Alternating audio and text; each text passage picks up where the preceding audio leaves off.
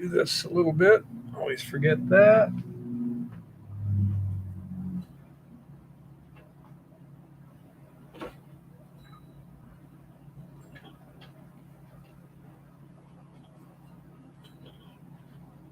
There we go. Let's see. Turn off these lights.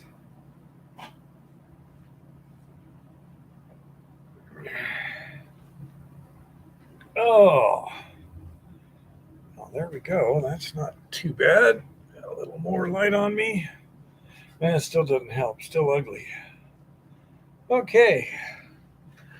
Well, even I just got back from an interesting weekend the last 3 days. Oh, very pretty up there. Okay. No, I was not at the 2023 Nugget Hunt. Where was it, Secret Creek? Uh, we've been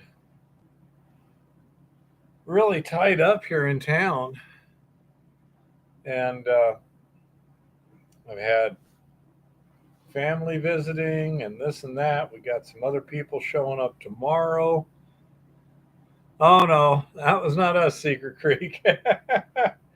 It'd be nice to spend a little more time than that. Unfortunately, because of the severity of the winter and stuff, when um, it's summer, we're just going um, pretty nonstop. So that it makes it kind of difficult to frolic about and kind of visit during the summertime. Wintertime, different story. Last winter we had a lot to get done. Plus the truck was kind of screwed up. Hi, Dave. So um, as I say, it was just it's been a busy summer. What with all the visitors and trying to get progress on two different projects, and we've got some other stuff um, that we're going to be doing this summer. We got Dave uh, there. He's going to get us some samples soon, two different locations. And then we got Jeff Kablock with his stuff. So it's just busy. And this weekend, I had, well, I still have on the hard drive another longer video of stuff we did this weekend. What you saw of the last video, that was just yesterday. That was what we did yesterday. It was kind of funny because when we when we woke up in the morning and looked out the door, it's like, well, that's not going to work too well. It was misting a bit, but I mean, visibility was like 100 feet, and I mean, it was the clouds were a lot lower than we were, so that it wasn't looking too good to start with. But by I don't know what was it 9 o'clock roughly, the rain had pretty much stopped and the fog had lifted to the point where it was perfectly functional then, and we were able to go out and get some stuff done. Um, the um, the first day, oh, pretty good, Secret Creek. Um, First day we were looking for a section corner, which we didn't find, and what we suspected was a road through the forest, which we did find, um, but we were unable to get to the end. Uh, the terrain is pretty steep. Eva and I are not spring chickens, and so we have to be cautious. Um, if you're going uphill on the way out and downhill on the way back, it's not nearly as problematic. But if you're going downhill on the way out and uphill on the way back, if you misjudge it, you can wind up being unable to get back. You just run out of energy or time or both. So we have to be careful and thoughtful when we're exploring. As you saw in that one video, some of those hillsides are pretty steep, and that makes it dangerous to go down and very difficult to come back up.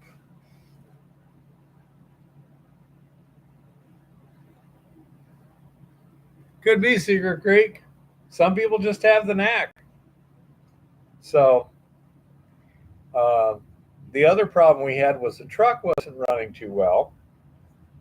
And on the way up, we were having trouble getting up the hills. And I mean, I've got the transfer case shifter shoved all the way forward and just wasn't getting the power up the hill. Finally managed to get up some things. But when you're trying to go up a steep hill, steep-ish road, and you have to back down with the trailer, and you have gullies and stuff, it can make life a little bit challenging. Thank you, team. Jim is apparently doing something that he has chosen not to discuss in any detail with us. He assures us he will be back, but I presume there's some confidentiality involved and stuff. And okay, Shaggy. And anyhow, so we actually both feel better than we suspected we would at the end of this weekend. We had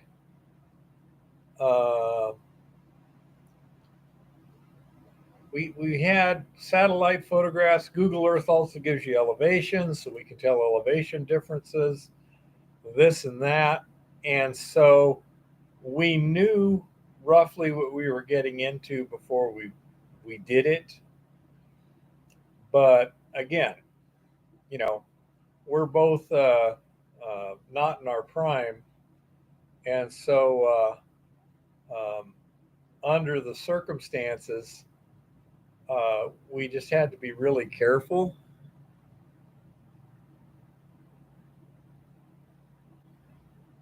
So, yeah, Dave, it'll be interesting to see the sample. That might be something good to keep us busy in the winter, too. But so we had a darn good idea of what we were going to get into, what the possibilities were. And we were both a bit trepidatious about how much physical strain we were going to put our bodies through, but we both held up fine. Eva says she's not hurting at all. And for geezers, we did some pretty good hiking this this weekend. So we're pretty happy with how well we came through it.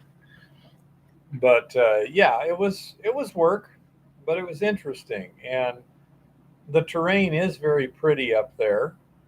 The huckleberries are starting to ripen, so there's places where we actually had some huckleberry patches where we could pick a few and eat them. We didn't want to take too much time nor eat too many at once, but boy, they are tasty.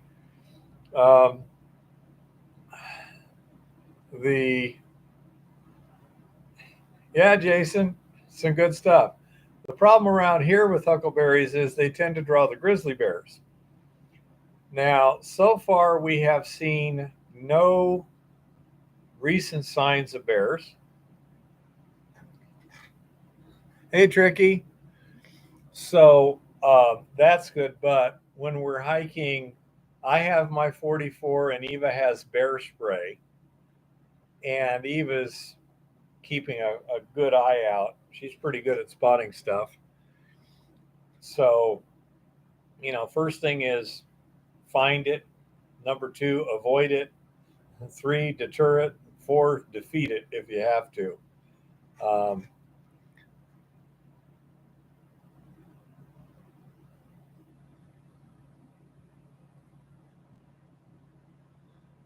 No, John, I wish we could have done that, but there's a couple of problems. First, to get to the top of the hill is about a 4.5 mile drive up around the mountain to get to the top. It's about 1,000-foot elevation change, okay, from the county road at the bottom to the Forest Service road at the top. And the other thing is there's some private property there that we would have to traverse, which we would prefer to avoid doing. So there are some claim stakes we may be setting in the future that we want to evaluate carefully how to address getting to those things, because they're 500 feet vertically, and well, there's one claim there. If you take one corner and then go to the opposite corner, you got 1,650 horizontal feet and 500 vertical feet. Okay, that's a pretty good drop off. So, as I say, we'll evaluate that when we need to get to it. We got the discovery stakes in. We got 60 days to get the rest of the stakes and stuff in there, and go from that. Google Earth has been very helpful. It's kind of nice to be able to click a point and then use the ruler tool, and it not only gives you a distance but also a bearing to the point where the cursor is. So that's pretty helpful. And I don't know about on the gold. We did find some copper. Let's see. Wow, that light is just so darn bright. Anyhow, that looks like some malachite or malachite and azurite. Not sure. Don't think it's chrysocolla, but that bright light's just so bright. And here's some classic looking stuff, except this is calcite, not quartz. Okay. Hey, Graham. And so this was pretty interesting. This was near the area that you saw at the end of the video. So that's good. The difference between malachite, azurite, chrysocolla, and stuff is there are different copper minerals. I'm sure it's copper. This in itself is not enough to be interesting, but on the other hand, this is right at surface. Now this one was from the same place we got the what do you call it? Copper stuff at. Let's see what. First of all, hardness test. That's quartz. Now the reason I can tell it's quartz is because right here I tried to scratch it and it did not work.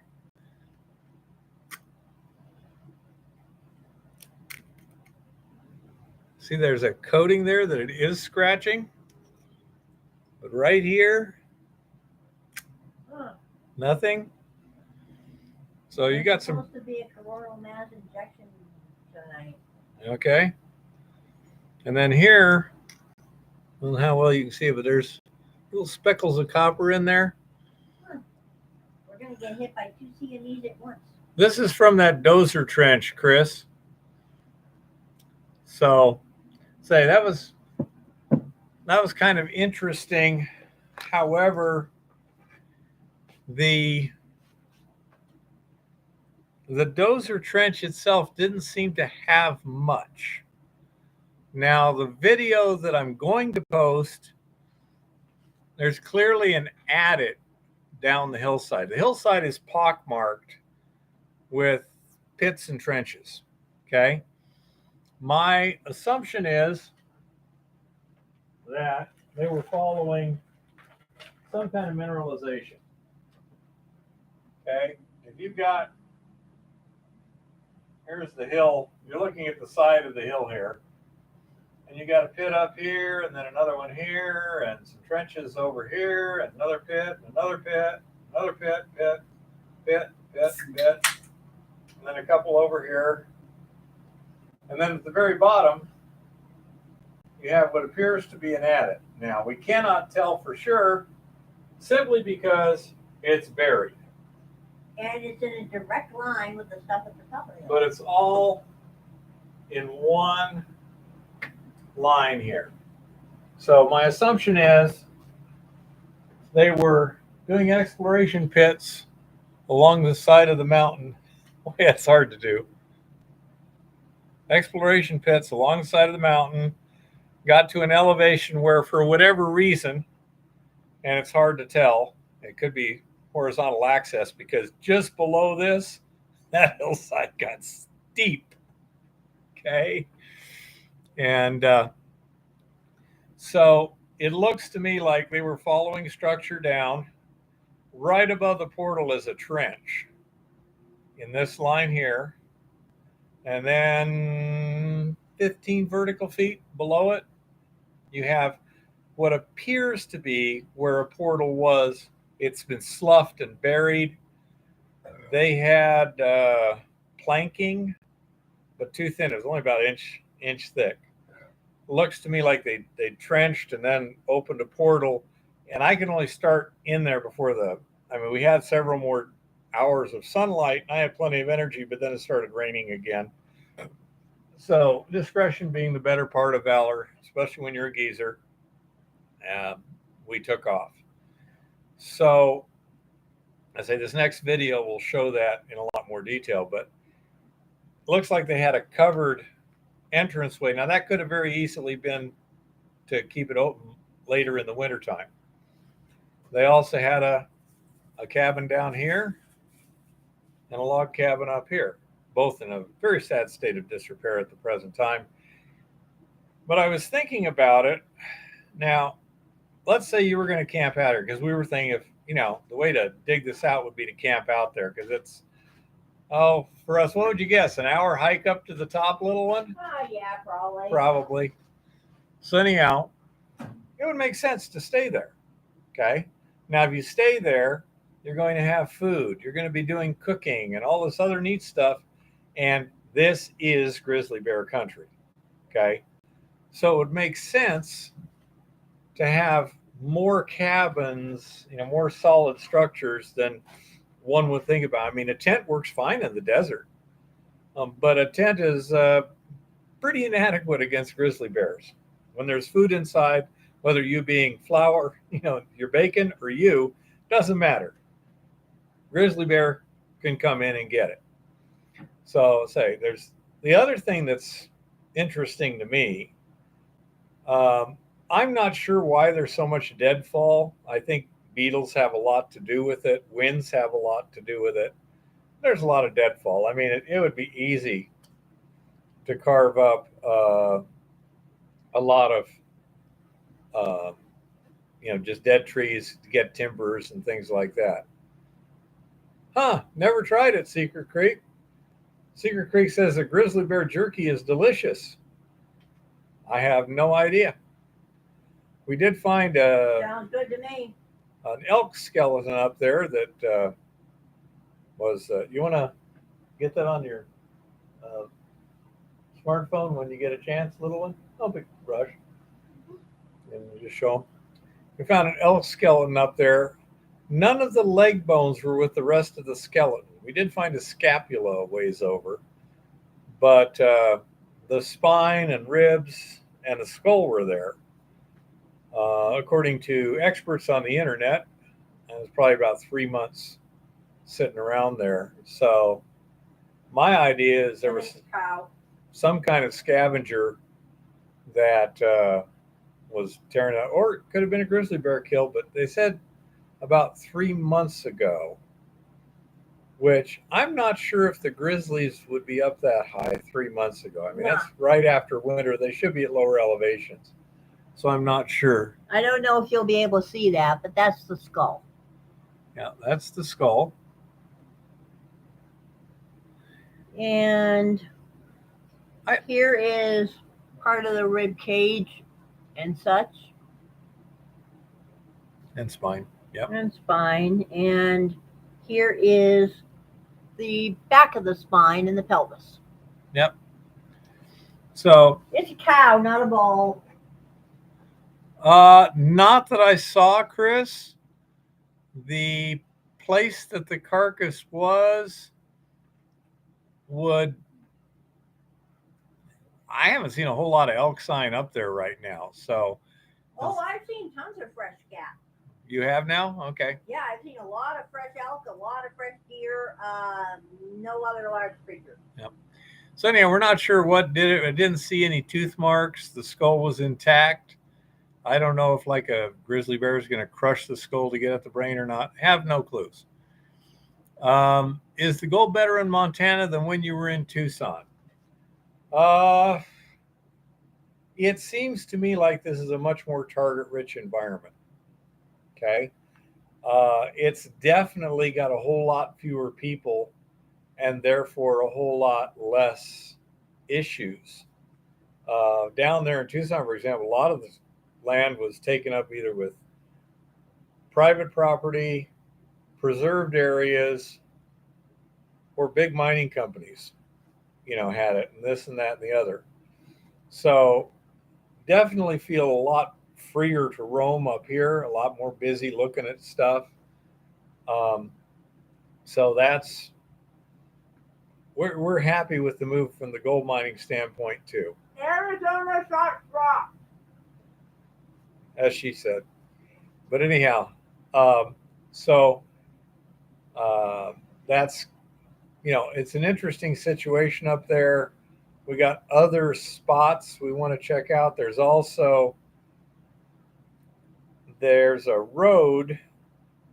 Again, this will be the next video you'll see that we were following. Now, the road we followed in the last video was not really a road. It was a dozer path. It looked to me like somebody just took a dozer and went down the hill with the blade down, knocked over the bigger trees, got them out of the way, etc. And that's about it. The other one had ruts in it. You could see that the ground was clearly deformed at the edges, like it had a significant amount of traffic at one time. Okay, you know how a road gets rutted? Well, that's the way it looked. Now it's got a lot of deadfall across it, stuff like that, and we were unable to get to the end of it. What? I have to show off the new swag real quick. She wants to do a swag reveal here. Go ahead.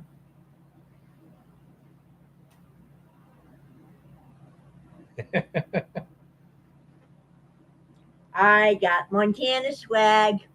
See? So anyhow, hey honey bunny, how's it going? No, not a fire break, because the road didn't. Everyone seems to like it, little one. The road didn't have any burn stuff near it or anything like that. No, it's And definitely it not goes fire break. down into a forest and dead ends. When it could have continued a little further and gotten back to a meadow. Okay. Goes into a forest and dead ends at a mine working.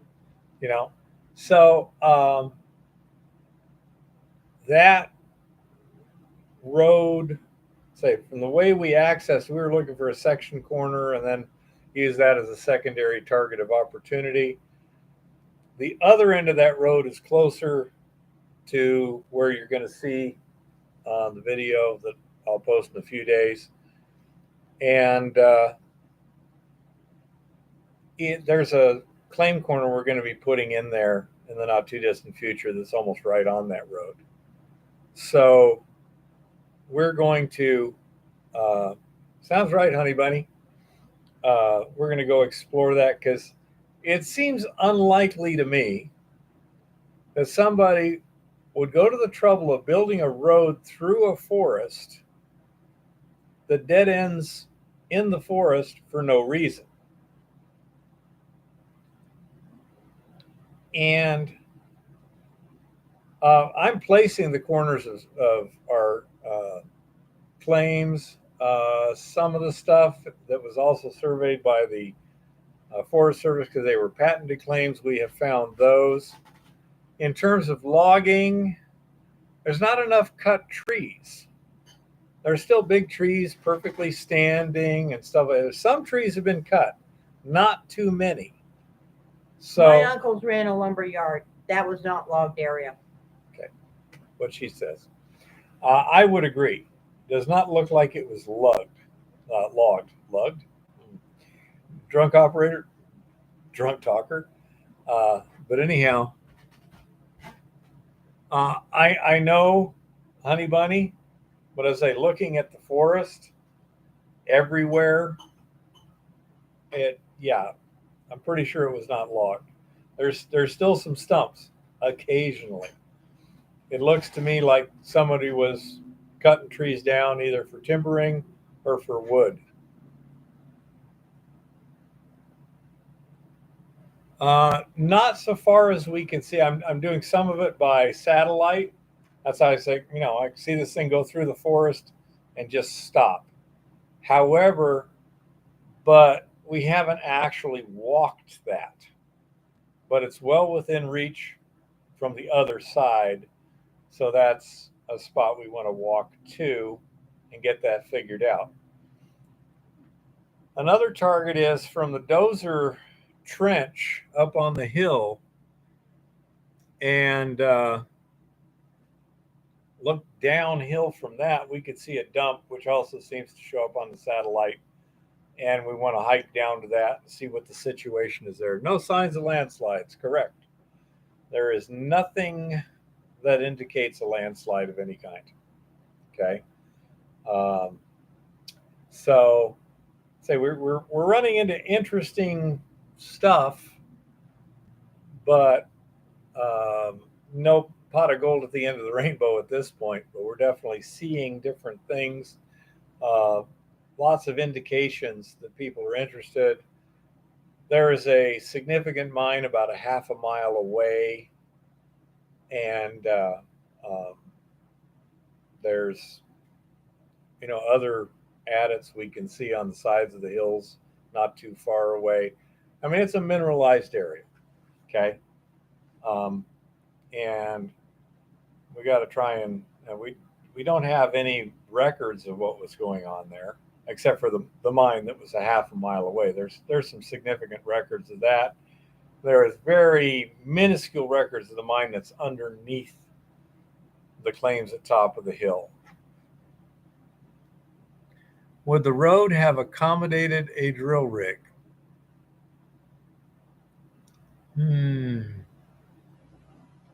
The larger road, I believe it probably could have. Yeah. The larger road would have accommodated an excavator. I don't see why not.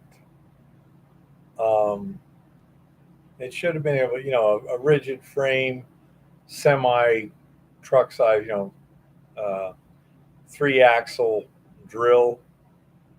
I think it should have been able to make that road. Yeah, it could be. That's a possibility. We'd love to. First, we got to get to the dead end. But exactly. My thought is there was something that they were building that road to. What is it? Don't know. There's no big dumps there that show on the satellite. There's no turnaround. There's no clearing. You know. Yeah, maybe, John. Um, but that's one thing we want to do. We want to target further down the hill and see what is down there. Um, our task this weekend was primarily to put in the discovery stakes, get kind of a lay of the land, and start working the information out from known areas. And so that's what we're doing. Again, we had 2.5 days, vehicle issues, and rain. Only so much we can do. Not really, Chris. There's definitely not the kind of oh, you know how when you're building roads for a bunch of drill pads or something, it leaves a particular kind of disturbance. Nothing like that. There's a few roads, and they all go so far to either mines of some sort, or mining type activity, or to unknown stuff. Yeah, I say I don't think so. Uh, right now, we're trying to balance things, Richard. Uh, if we can get time and get other stuff done, we'll probably be back at Montana Bee this weekend. Okay. What we need to do, we've got some people showing up tomorrow that take up a day. We have I've Aaron got running Wednesday. We have what? We have Aaron running Wednesday after we empty the tank. Aaron running Wednesday after we answer the tank. After we empty the tank, says Eva. Yeah. And then I'm going to have to grind up ore to put back in the tank, blah, blah, blah. But the idea is if we can get all that done by Friday morning and head out to Montana Bee. No, Chris, it definitely wasn't substantial exploration. I can tell you that. And I'm familiar with what that would generally look like. Nowhere near that level of disturbance. It just looks like roads going to mines. So that's why when I see a road and I don't see a mine, I'm like, I wonder what's there. Hard to tell. Hi, Red Wing. So that's it was a very interesting trip. I like um, cloudy, not so shiny days and stuff. I don't know. Some people really like sunshine. I'm from southern Arizona. I've been radiated enough. I prefer not to be. Hi, Mr. Virtue. But drizzly rain in steep terrain is not a good combination because you want to be able to get out of the rain quickly if need. Friday night, Friday was just a fine day. A little bit of clouds, that was all.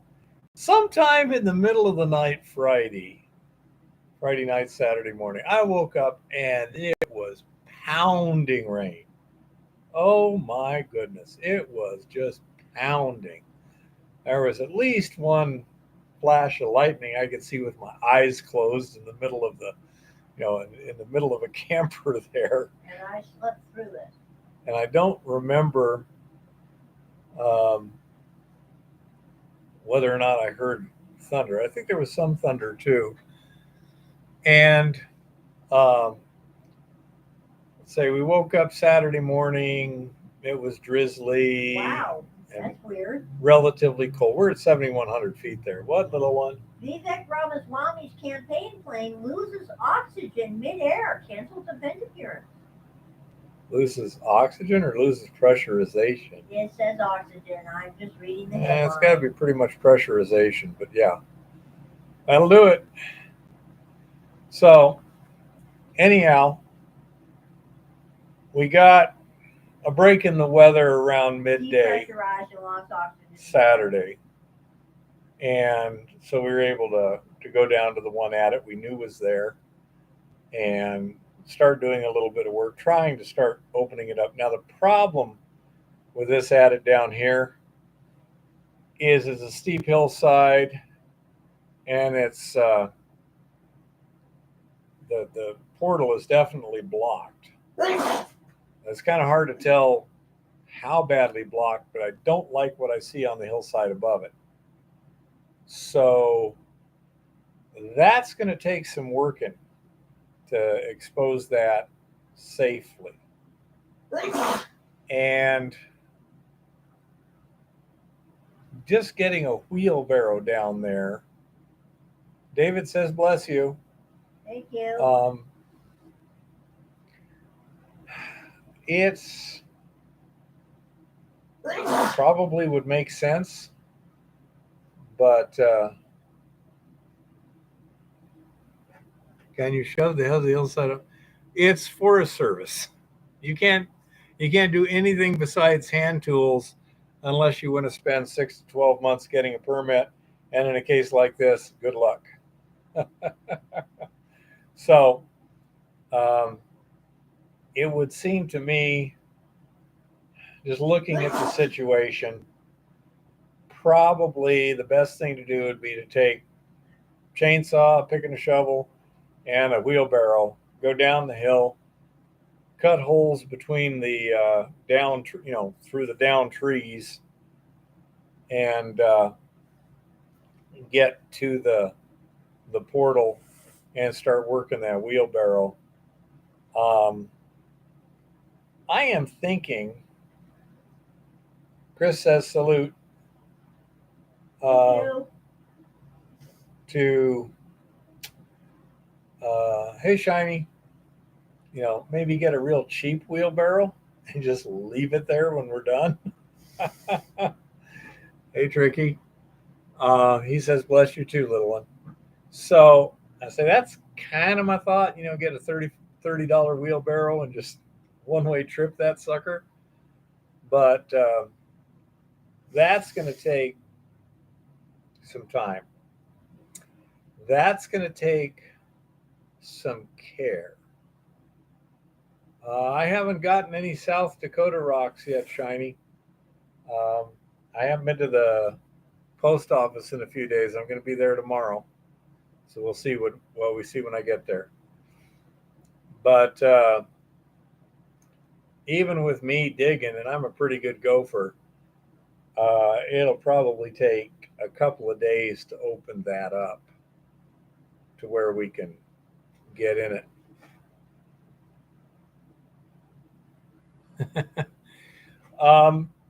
The other thing I want to mention from a safety issue here, we have presumably a tunnel, okay, that has been sealed for a long time.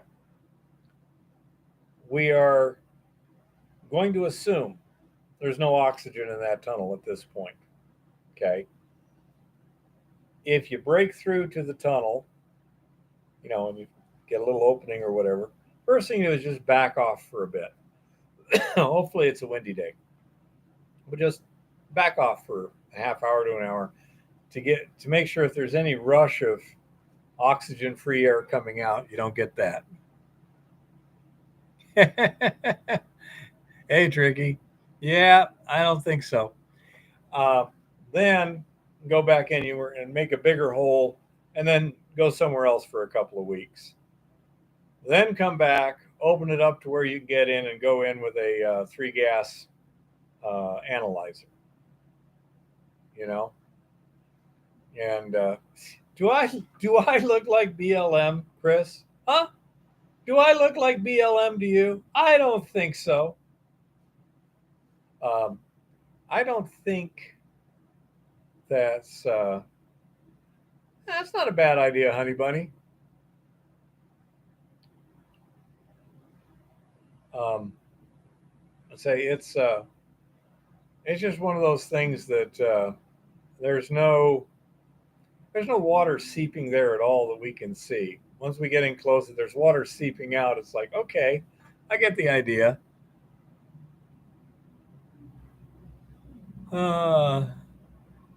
Thalia says, hi, Keith. Hey, Eva. Hi, Thalia. So, and we're doing fine, Thalia. We had a great weekend. Hi, Patrick. So, anyhow, I say that's Thalia, look at my new sweatshirt. Isn't it cool? so. I say we got lots of work to do up there when we can get to it. We have another mine. Thalia says it looks awesome. Have another mine to check out, actually fairly close to here, that we heard is unpatented. I don't know if that's correct or not, but I got to do some research on that and see what the information is and whether or not it is in fact patented. And we got Montana B we're working on. We got Dave Van's 2 mines. We got Jeff Kablock's 1 dump so far. So I'm highly confident we're not going to finish up everything this summer. Plus, I got to get the truck working a little bit better. Although, say, I finally found out how to get it in low range. Start the engine, put it in neutral, turn it off, foot on brake, shift transfer case, put it back in park, start the engine, take off. Okay. It is very, very challenging to back a trailer down a hill when the hill has been so washed out you can't steer properly. You know. Yeah, it was real fun yesterday afternoon getting home, but we finally managed to figure out how to get it in low range and go from there. But it was interesting, no fun.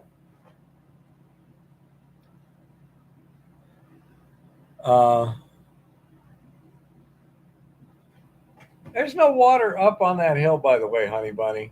There's just no flowing water anywhere up there. Yeah, I mean, water is not something we have hanging around. That's true, Chris. You shouldn't. But that 76 is an old 76. Don't ask me. All I know is that's what it did. And then it worked fine. Last time we were up there and I put it in low range, it just went right in. No problem. Is a good boy. I've had this problem with it before, but I'd just forgotten about it.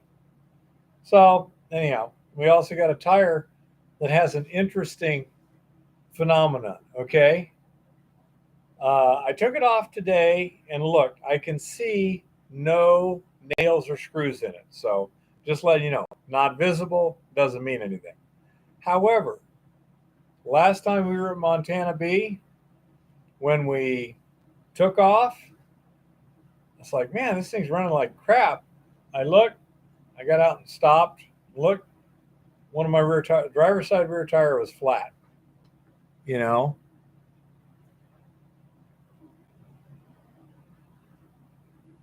Okay, George, Chris.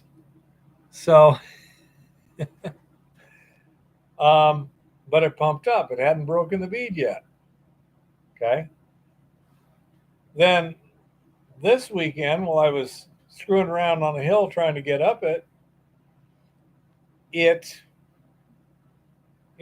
lost a fair amount of air. It didn't go flat again this time, but it was definitely down to like 20 psi. And okay, honey bunny, could be worse. So anyhow, that tire is in the shop because both times it went flat in a relatively short period of time, and yet between the two, it was sitting there for a month and still had plenty of thing. That's a possibility, Goldstream. And but that tire's in the, don't know, Chris. It's at a tire shop right now. And could be Honey Bunny, could be John. We'll see what they come up with. The first time I kind of wrote it off because we just checked the tire pressure and re-aired them. And so I thought, especially as this one didn't have a cap on it, it's like, okay, the valve stem didn't seal again. That's, and it worked fine. Then again, 3 days ago, when I finally got up, I'm like, what the heck? Why is my tire so low? And then today we went out. Yeah. And it was leaking some today. But yeah, I'm not sure exactly what the problem is, but it'll get fixed right quick. I say right now it's at the shop. The truck's parked over at Lauren's right now because he's got big jacks. And so I say we shall see what happened there. I'm thinking you're probably right, Shiny. Um, the information density is a little bit light, but I think you're in the right direction. So anyhow, I thought it was a pretty good weekend in general, even with all the crap. And while the weather was a little weird,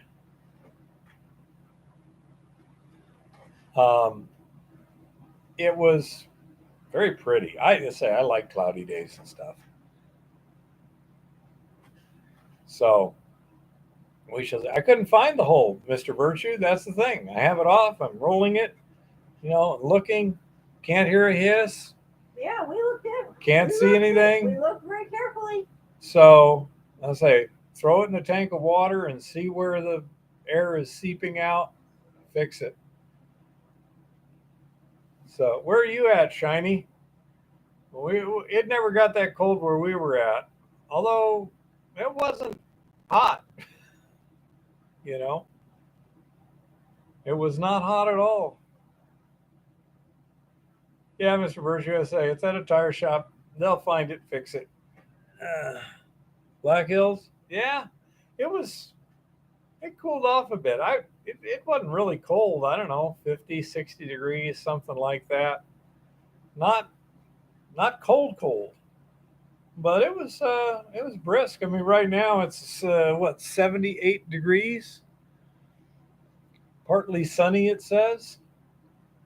Oh, you said there was a coronal mass ejection, little one. Yeah, apparently 2 coronal mass ejections are meeting, and it's called a cannibal something or other. It's going to deal us a glancing blow on August 8th at night. I know I've got it. There we go, Aurora. Let's see what we got. Possibly. The question is, what's the clouds are going to be like? Yeah. That's always the question. Well, there's holes in them. We'll see what happens. I don't know. Definitely better tonight than tomorrow. The view line gets down. It just crosses the Wyoming line a bit as the maximum possible viewing thing. So that'd be cool. Let's see. Does it say anything? Prediction, 2 maps. No, that's just a boilerplate.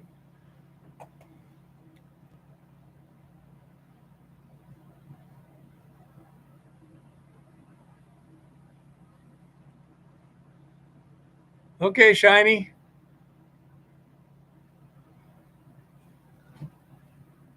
Damn that global warming, Patrick. Yeah, it was pleasant for hiking this weekend. It was definitely pleasant for hiking. Really nice. Of course, at 7,000 feet, that helps.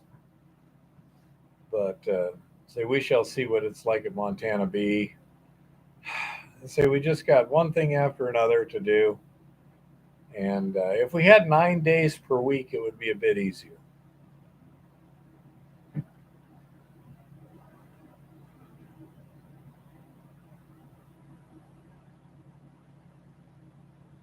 Jimmy, hi Keith. You get any gold hour of rock you pick up? Um, you mean that rock when we were down there, Jimmy? Um, over a year ago, or something else?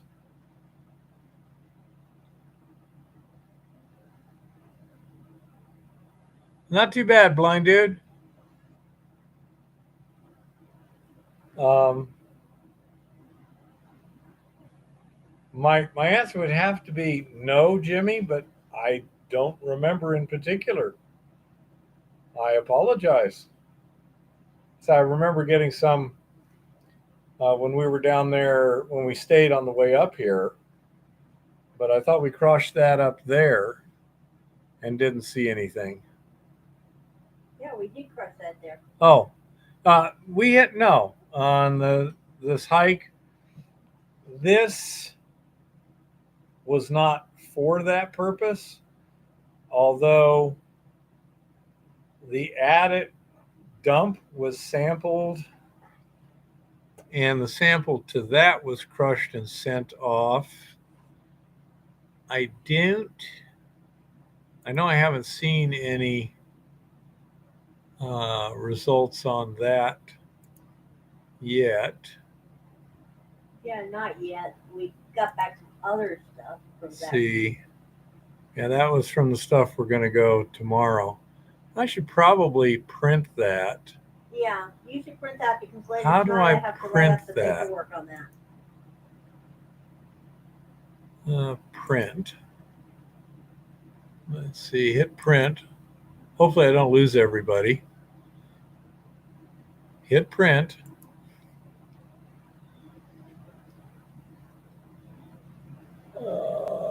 Let's see. Oh, I got to take this with us tomorrow too, little one. This is the shipping for that. Then we need to get that result. Which, by the way, while I was over across the street, the result came back from the local lab 4.49 parts per million, which means multiply that times 1.5, which would be about 6, I think. 4.49 times 1.5. No, it's a 2 to 1, isn't it? 2 to 1. Okay. 4.49 times 2, 8.98. Divided by 34. A quarter of an ounce per ton. Well, I will say this. Is what the. Unless I miss my guess, that's just about what the heads were before we concentrated and everything. And I'm surprised we got that. Heads, quarter ounce per ton. Given the character of the ore, I'm surprised we got that. Yeah, that's quarter ounce per ton. You're right. Yeah. Basically 100% recovery. Yeah, but did we send, that came from Cons, that came from Heads, didn't it? Yeah, that came from Okay, Heads. well, we're gonna need a full analysis on that. No, they're going to need it. Yeah, I know. I'm gonna put that in my report. Yeah. Okay. So, anyhow, so that was interesting there. Yeah, there's a sample that they brought by the other day, and yeah,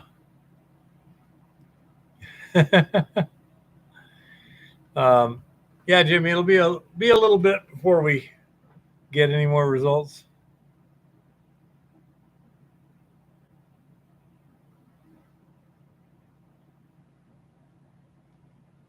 Well, this particular area we're looking at, Jimmy, is for someone, and there's a number of factors involved, and so that's the uh, motivation here, and usually you're right, you would do it that way. Now, one nice thing in Montana, okay, If you just have a little waterproof container with you and a machete or a big knife, a couple of nails or some wire or something to that effect, etc., and you see something interesting, you can just blaze a tree and hang a discovery monument there. Um, and then if nothing turns out about it, you can, theoretically take it down next time you're in the area. You just leave it there. And so we're, um, in some ways, like, for example, Dave Van took us to a spot that he was, you know, fairly confident might have gold. And there were some quartz outcrops for sure. So we just put up a claim stake, and then we never bothered going to the county and registering it, but that way we didn't have to make another trip to put it out there.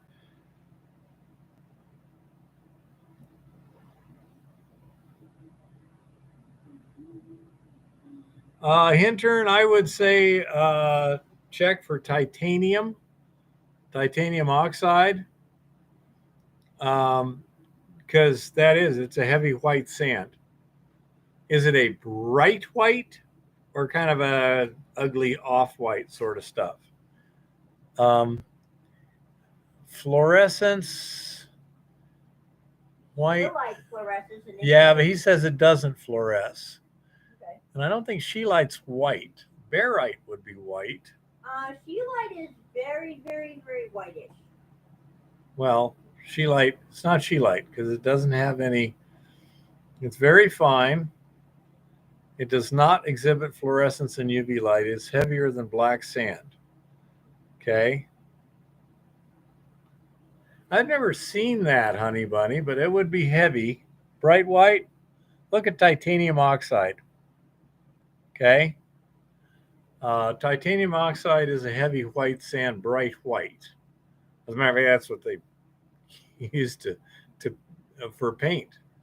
Is a synthetic, ilmenite, rutile, one of the others. But I mean, one of them is just really bright white. You've heard of titanium white?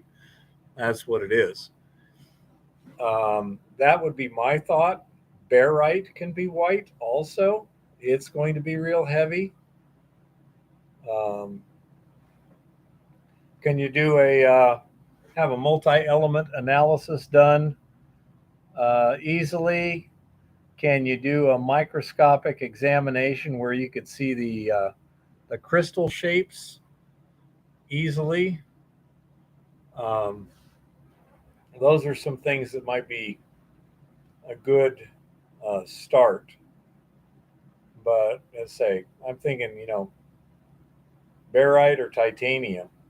Let me see what rutile is in terms of specific gravity. Let's see. Rutile.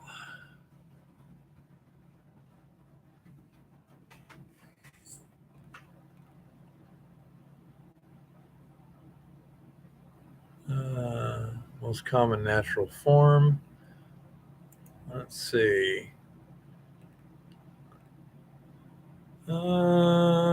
Color, crystal habit, clean fracture, Mohs scale, fairly hard.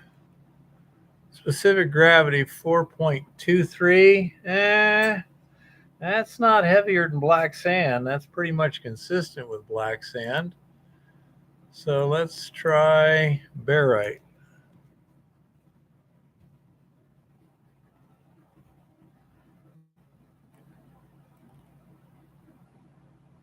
Barium sulfate.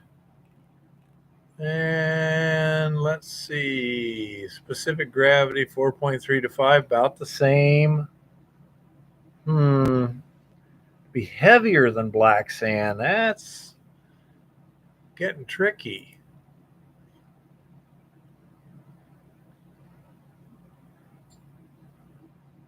Do tellurides fluoresce?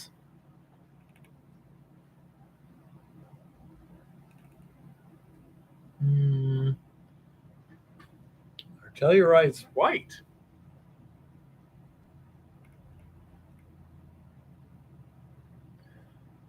Say barite's about as heavy as rutile. Let's try ilmenite.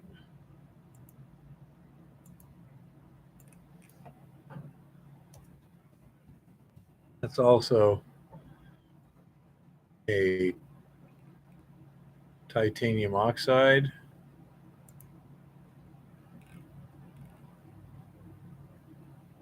Specific gravity 4.7, 4.79. Let's just see it. I'm going on my memory on magnetite. I'm pretty sure it's heavier than that. Magnetite. Magnetite. Where are we at here? Specific gravity 5.17 to 5.18. Yep.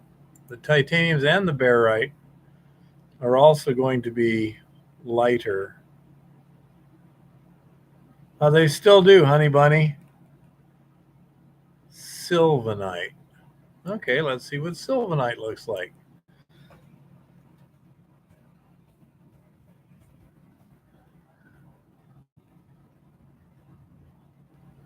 Sometimes white, sometimes yellow. Specific gravity 8.2. Okay. Well, that would be nice.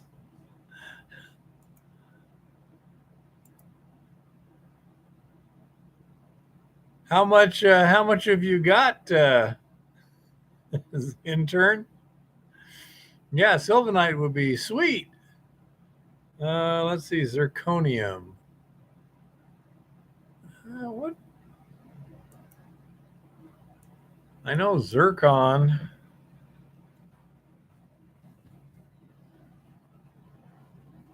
Neosilicate. Okay. So zircon.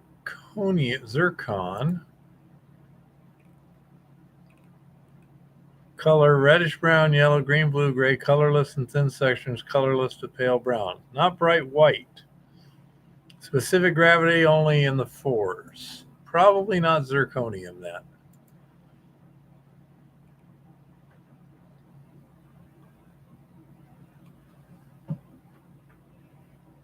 We collected about 2 grams.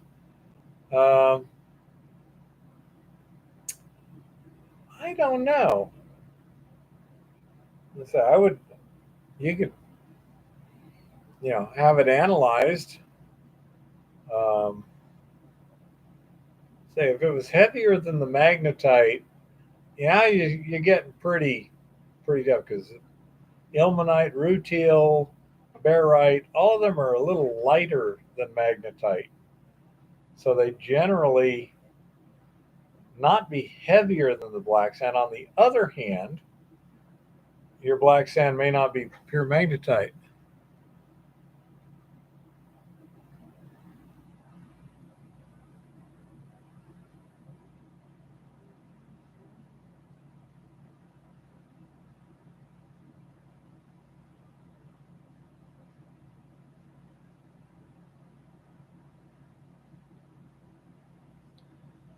Really hurt intern. Wasn't aware of that.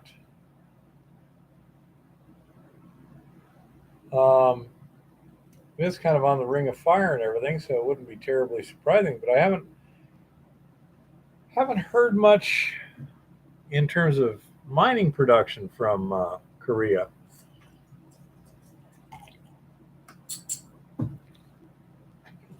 But it's definitely worth checking out. And you might be able to get a what do you call them? University or college geology department interested.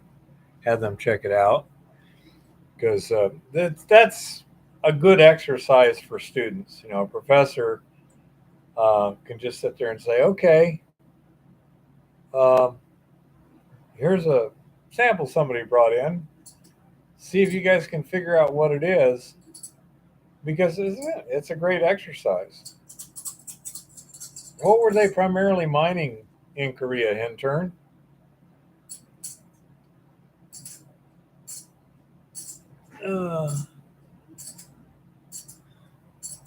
There's a lot of them around here. It's freaking ridiculous. You can't drive any direction very far without seeing some. Oh, goodness. Oh, sorry. Let's what, another week before we get a good rest again, little one? Something like that? At least. I don't know if we're up at the gold, silver, copper, magnesium. Yeah, those are all important ones, intern. Yeah, if we're up in Montana B, though, when we're in the field, we usually have plenty of time to sleep.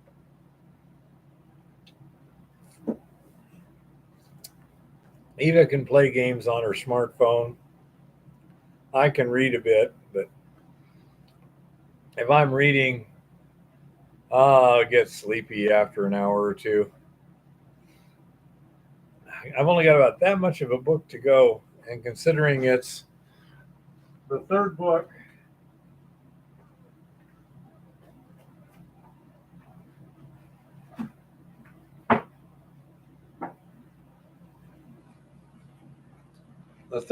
in this trilogy, I'm almost done. Each one's over 1,000 pages, as I recall. 1,200 there. And just strangely enough, it was right at 1,200.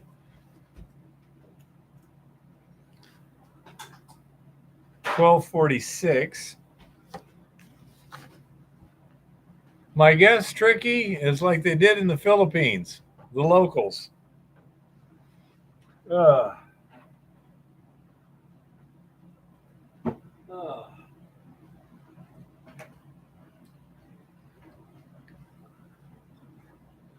Show and tell time, huh?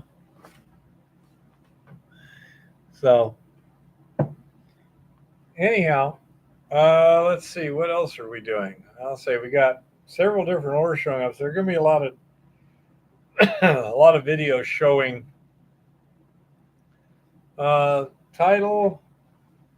Well, the one I'm working on right now is Oathbringer, but that's the Way of Kings cycle of Brandon Sanderson, I believe. It's science fiction. Well, it's not even science fiction. It's more like fantasy.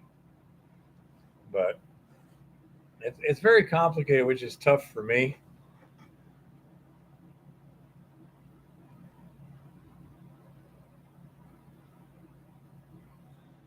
That's a nice artwork. This is one cabin.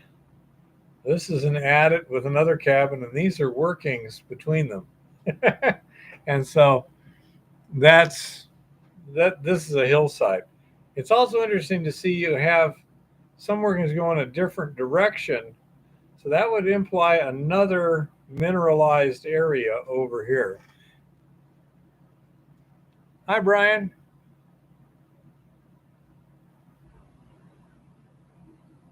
Huh. Interesting, Tricky.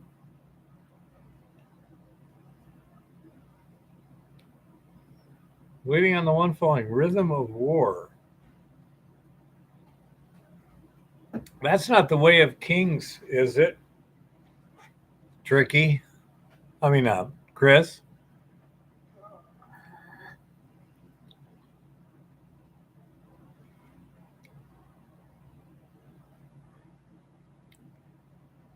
Okay, send it on over, Shiny.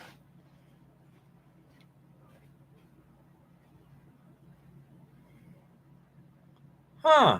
So there's another one, the Stormlight Archive. So there's a fourth book now? You're trying to ruin my day. You know that, don't you? The Stormlight Archive. Yeah, that sounds right. Hello, Jean. Do you do independent mining consultation? To some extent. I'm pretty limited because I've got a lot of obligations, However, let's see, you have 950 square mile claim in Africa. For something like that, I'd be perfectly willing to talk about things for free. You can email me if you want, or whatever. Rock might want to do it. Yeah, but we do have some people here who do those sort of things for a living, where they're constantly out and this and that and the other. So here, let me do something.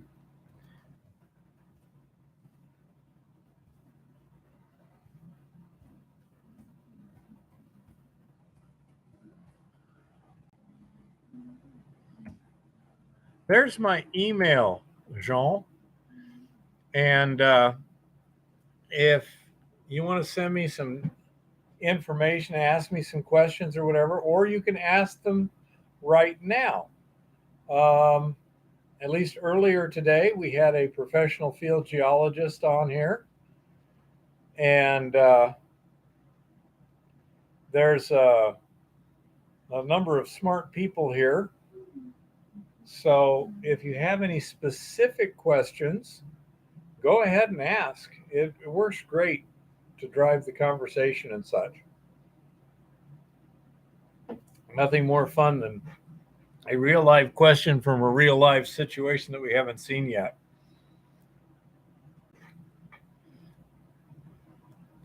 Um,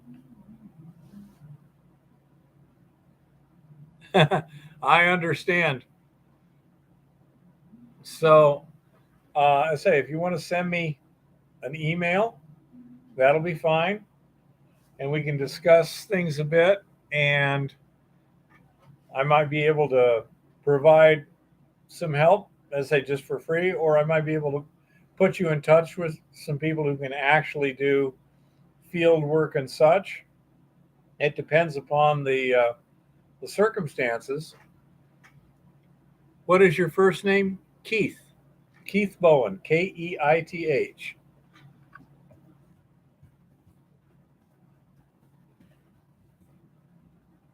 Right there. So, I say, go ahead and send it, and we'll see how we might be able to help you.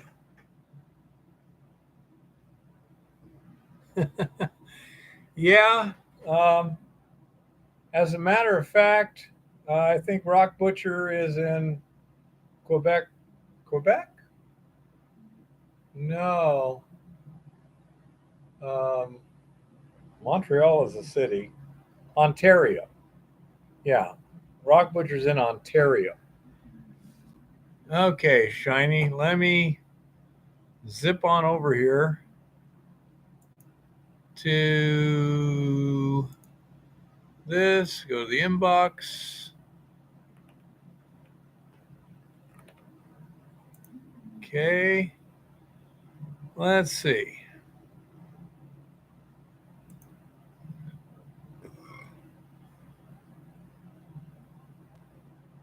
Well, let's see.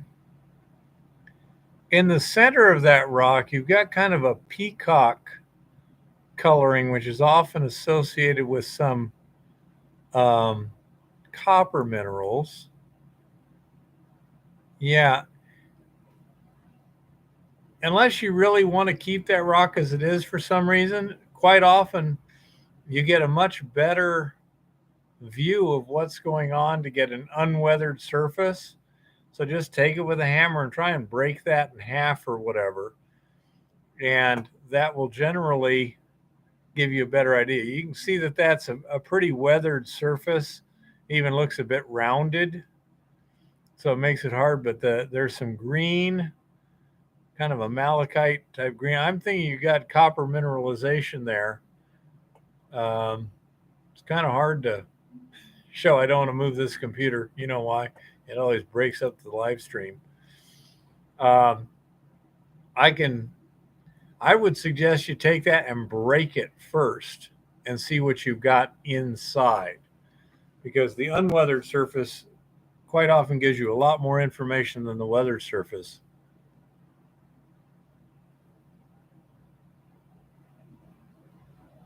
Wow, that's amazing, Tricky. Tricky find more pearls? I don't know. Let's see.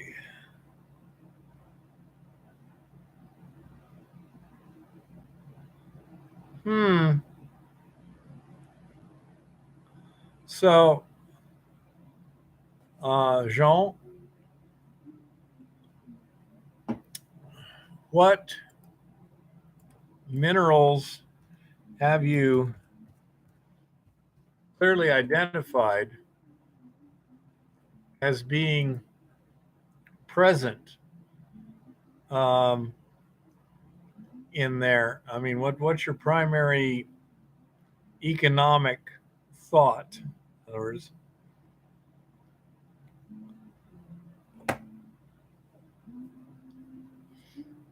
yeah, a fresh face is almost always better than a weathered face. Gold, silver, tungsten, and zinc. Hmm. All easily gravity concentrated. Have you done any kind of sampling? Are there currently small mines operating there? Yeah, 1,000 years. It's unusual to get artisan gold, silver, and tungsten and zinc, huh? Now, Jean, do you have the legal right to mine anywhere, or just kind of in between where the artisanal miners are working, or what's your situation there? Because if you can, buy up the area. Hey, Terry. Um, Claims are owned by a good friend of yours. Okay. Are the artisanal miners paying him a commission or something to that effect? How are they operating on your friend's claims? How does that work? Cameroon. Okay. If I'm not mistaken, that's West Africa, I believe. Okay. So the reason I'm saying is they're grandfathered somehow. Ah, okay. I see. So he probably bought the rights from the government, but the government has an exception for existing miners, probably something like that.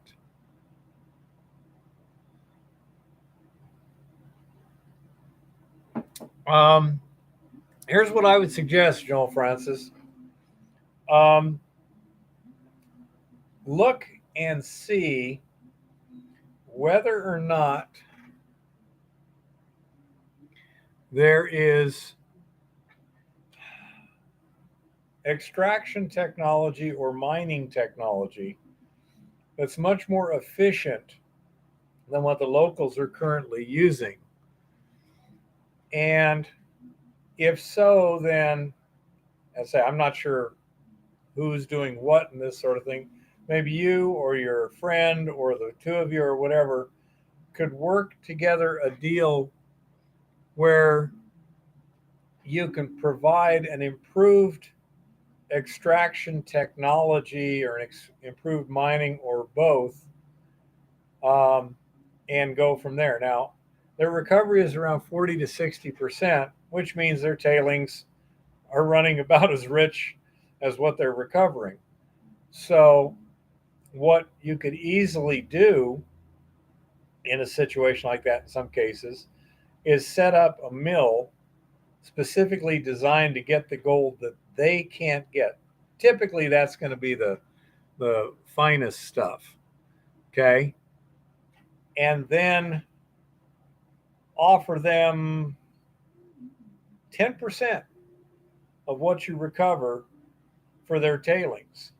Now, they're getting 10% of, they're improving their thing. They can't get it themselves, so they should be happy. you get it mined and delivered, you know?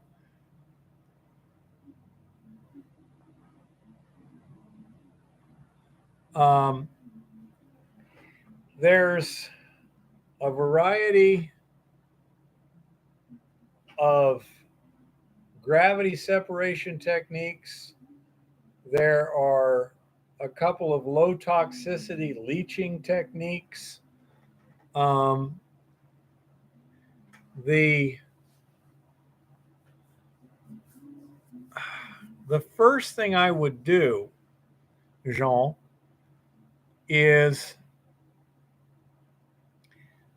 see what the size of the gold that they're missing is.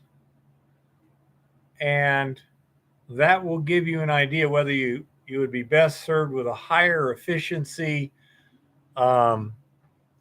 gravity or flotation or something like that.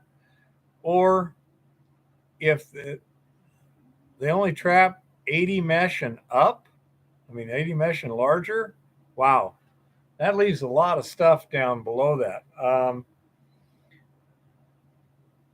Okay, if you're looking at a cutoff of 80 mesh, there's a lot of gravity separations that can do better than that. Are they grinding the material, or are they just basically taking soil and screening it and uh, washing it?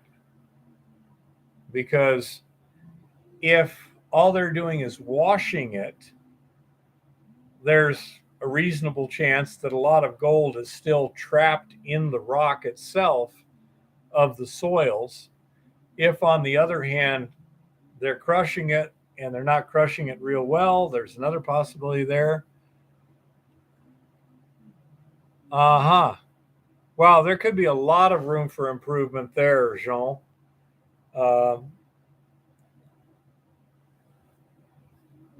Yeah. You're going to want to do a little research initially to find out where the gold is and what size the gold is. And some of these, yeah, mercury, Chris, correct me if I'm wrong. There's nothing mercury can get that you can't get with a high efficiency gravity separation or flotation. Am I correct? As far as I know, mercury is basically unnecessarily toxic at this point.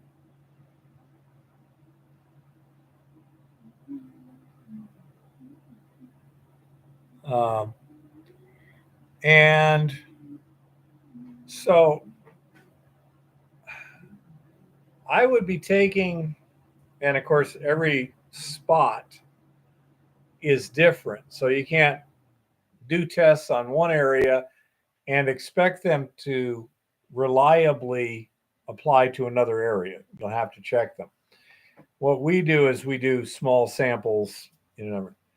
Have you seen my method of hand panning microfine gold? That allows you to reliably capture the gold particles, the free gold particles that are down to about 400 to 500 mesh. At that point, you're going to be losing some, but that's a lot finer. And if you hand crush the tailings, the heads and the tailings, and pan them, you'll have a good idea of what they're catching, what they're missing.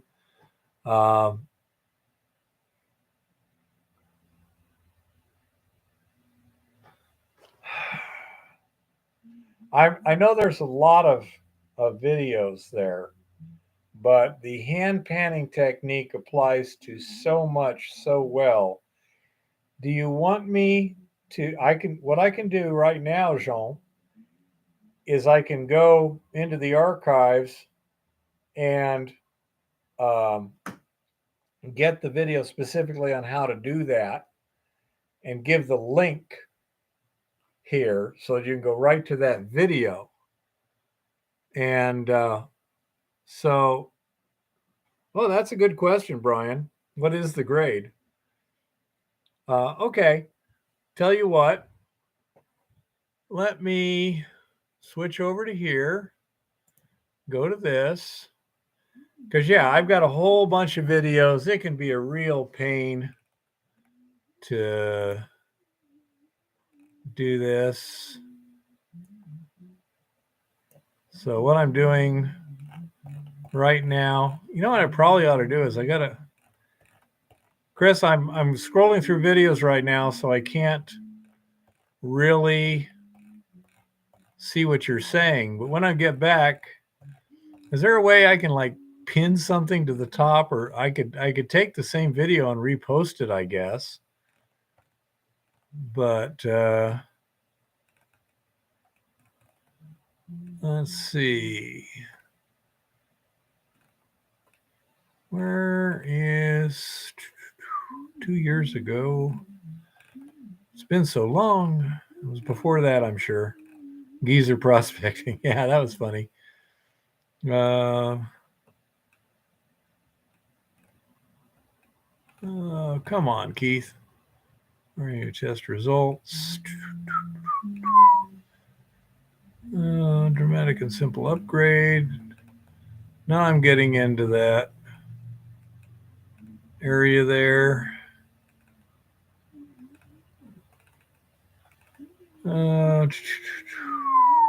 4 years ago. Yeah, it's been a long time. Latest. There we go. There we are. That's the one I was looking for.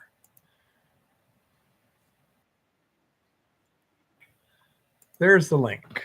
Control C.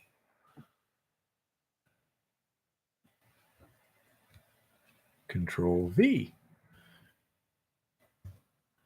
Okay, Jean-Francis. Yeah, if it's angular, that would make sense, Jean-Francis.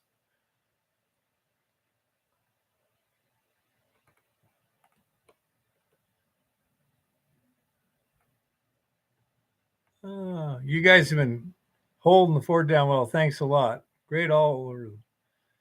1.5 grams per ton, 2.5, 10, 35, 50. Well, I'd focus on the higher grade stuff first, if you can, Jean-Francis. That makes it easier to turn a profit, and profit is what keeps you working.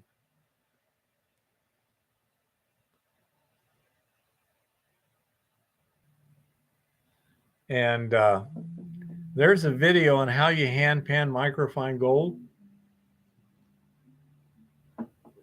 I'm trying to think,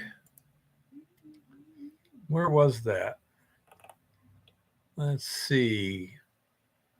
Search speed prospecting. Let's see if this works.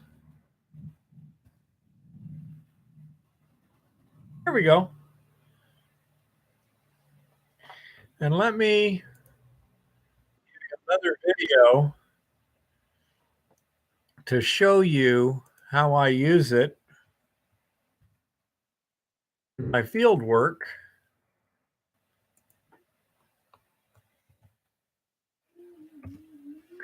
Okay, that one is on how I use that hand panning in the field to actually get a good idea of stuff in real time. Well, that's good, Jean-Francis.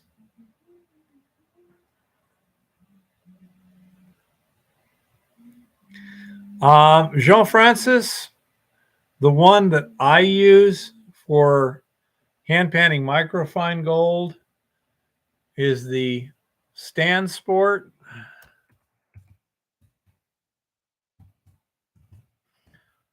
10.5-inch pan.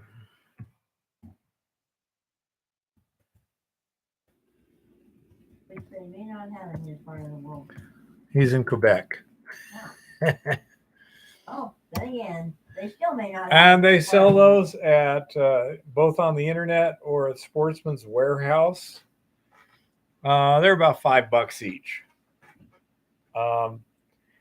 They are a little black pan. I don't think I have any on me right now. You packed them for tomorrow. I'm pretty sure, yeah, they're all packed. I don't think there's any on the front porch. or anything. Let me take a look. Nope. There's some in the car. When Eva's doing her report, Jean, I can go get one out of the car, and it's an inexpensive pan, but it has a number of specific features that allow me to do what my particular technique to, quite well.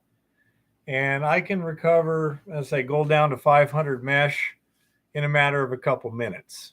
It's not that hard to do. It is a different technique than your standard panning technique. Not that different, though. It relies on the fact that the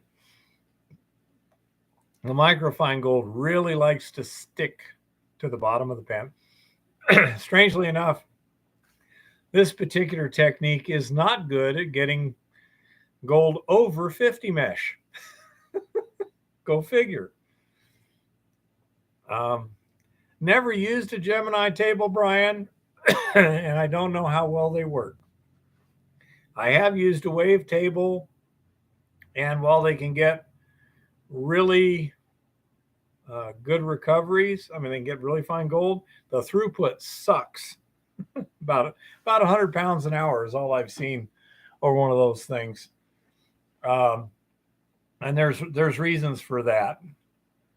But for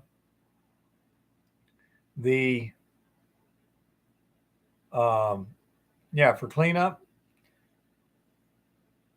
again, the problems with those kind of things is they're kind of slow. Again, they're good for cleanup. Depends on how much you're trying to process, though. Yep, I've got it, Jean-Francis. It's more on chemistry rather than the particle physics part,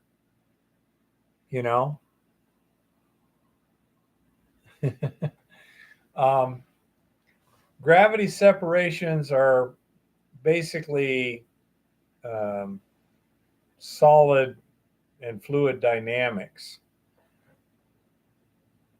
Really? Jean-Francis said, I spoke to old man Ammon when he was still alive, maybe 15 years ago. Wow, extraordinary. Huh. But anyhow, the technique I use works pretty well for panning. It's not a high throughput. I do have a table which you guys haven't seen, which what was that table? About 500 pounds an hour, wasn't it? Little one, as I recall. Yeah.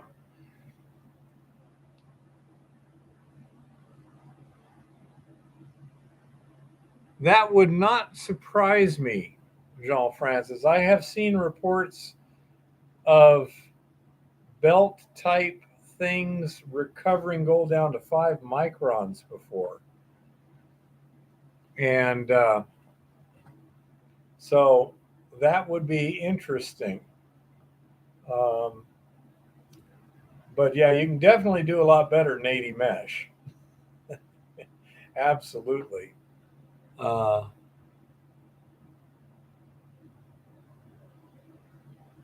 much? What, for one of the tables?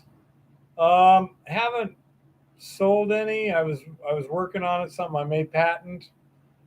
They'd probably run about a couple grand for 500 pounds an hour. Did you ever get a throughput value on your concentrator? Since that's something we should be selling. Yeah, the concentrator itself, the trip concentrator, that's also running about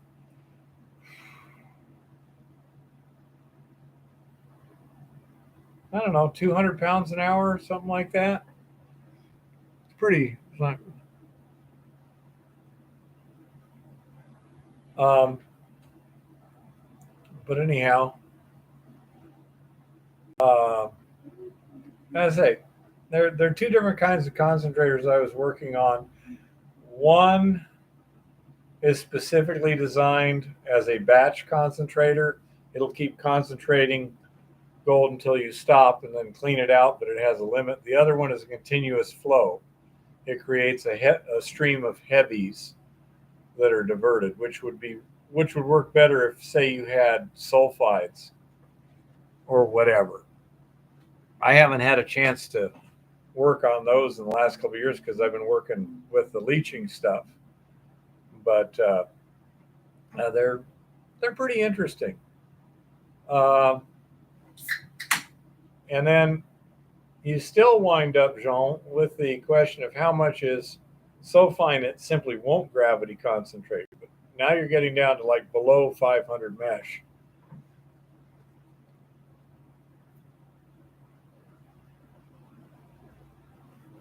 Uh,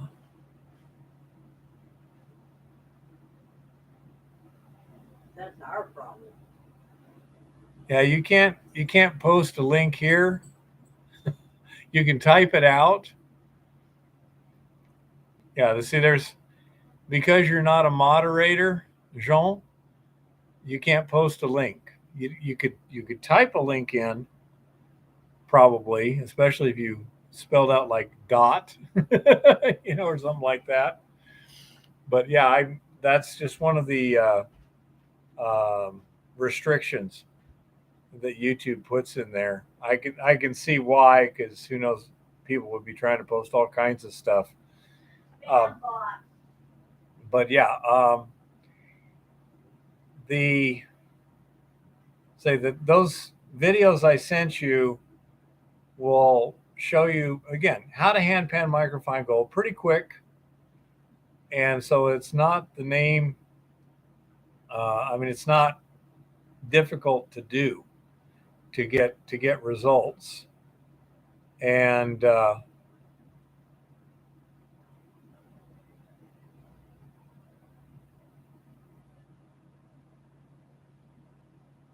show and tell the book, Keith.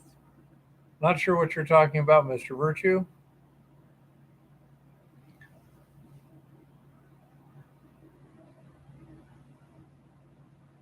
Hmm. That the whole African situation looks pretty dynamic right now. You know, I hope things go in a good direction and stay that way for a while. It's a very resource-rich continent, and that would be nice. Yeah, that's what I'm saying. I hope things continue to go in a good direction instead of a bad direction. Very few things are as damaging as being in the middle of a fight between two superpowers. So,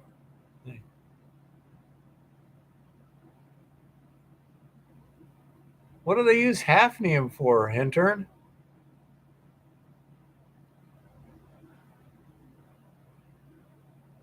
Huh. Little one, weren't we looking at that one mine in Mali that one time? Wasn't wasn't that the one where had the big warning on it? That was Mali, I think. Yeah, that was Molly. Why? What's going on? Jean Francis was said that in Mali the government took Wagner's offer and kicked out the French, and apparently they're quite happy now. He said Wagner wanted to buy our claims. Interesting. Interesting. So Wagner, who is Niger? Yeah, no, I was thinking about Wagner wanting to buy mining claims. Interesting. Well, of course they want to buy mining claims. How firmly did they insist, Jean?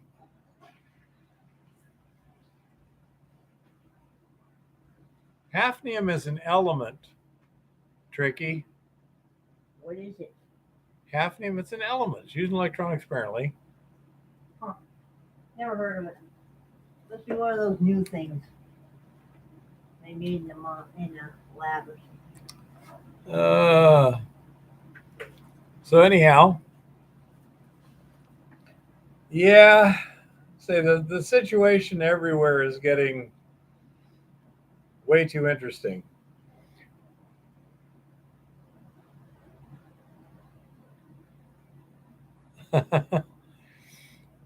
Well, it's one thing to be invited multiple times, another thing to be demanded.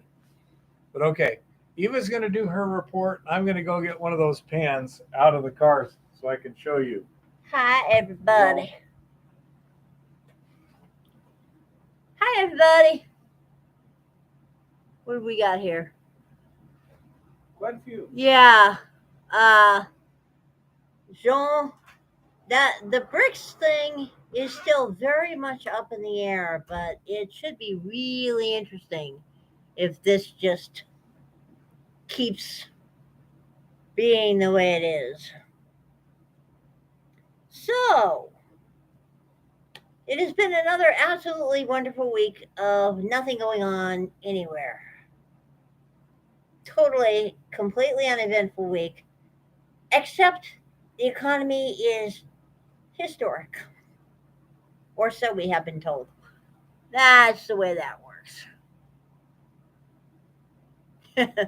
Hi, Chris. Hi, Mr. Virtue. Hi, Tricky. Say hi to the babies for me. You know I love those babies. So, absolutely nothing happened this week, for the most part. Let's see if we can find anything that happened this week that we can actually talk about. Because, of course, we don't want to talk about some of the bizarre things that are going on in courts these days. Never know with that.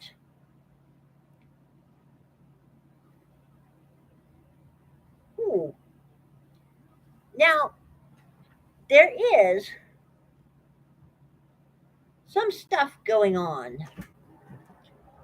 Okay, let me interrupt for just a second. Yeah. This is his gold pan. This is the pan I use.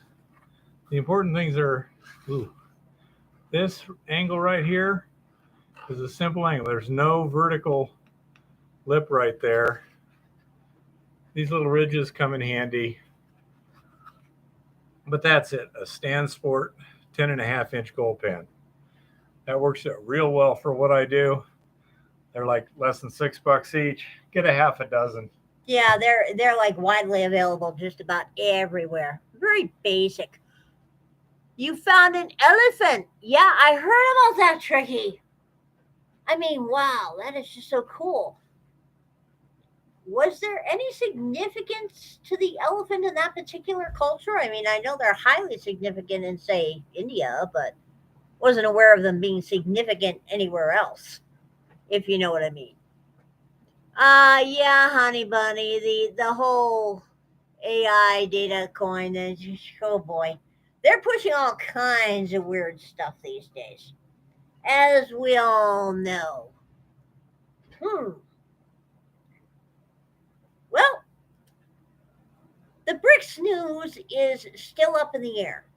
First, the BRICS news was on again this coming August. Everybody gonna get together, form a gold-backed currency for an international trade unit between nations. Then a few of the nations that supposedly were involved hemmed and hawed and said, well, actually, that's not what's really happening. And then some sources in Russia said, oh, no, we're not near that point yet. But then other sources in Russia said, well, it's nearer than everyone thinks. So we're still all up in the air about that. That said, de-dollarization is quietly happening regardless. More and more countries within BRICS are settling deals between each other with yuan and a few other handy-dandy currencies that already exist. More and more countries outside BRICS are looking at that nice little coalition and saying, maybe we shouldn't have all our eggs in one basket right now. Yepper, Mr. Virtue. And so we shall see what we shall saw in that regard. In other random news, it should be noted that the good folks over in Panda Land are seeing further softening in their economy, and their economy is getting some bigger cracks in it, all things considered. Some of the mining operations and mining concerns that they've gotten into in Africa are not as fruitful as they were hoping they'd be. And other deals have kind of fallen through. Apparently, people aren't as happy to borrow money from them as they used to be. And the real estate market in Panda Land is beyond zombified at this point. Most of their real estate market is just kind of ticking along because it hasn't fallen over yet and nobody knows it's dead yet. Very, very bizarre things going on in that regard.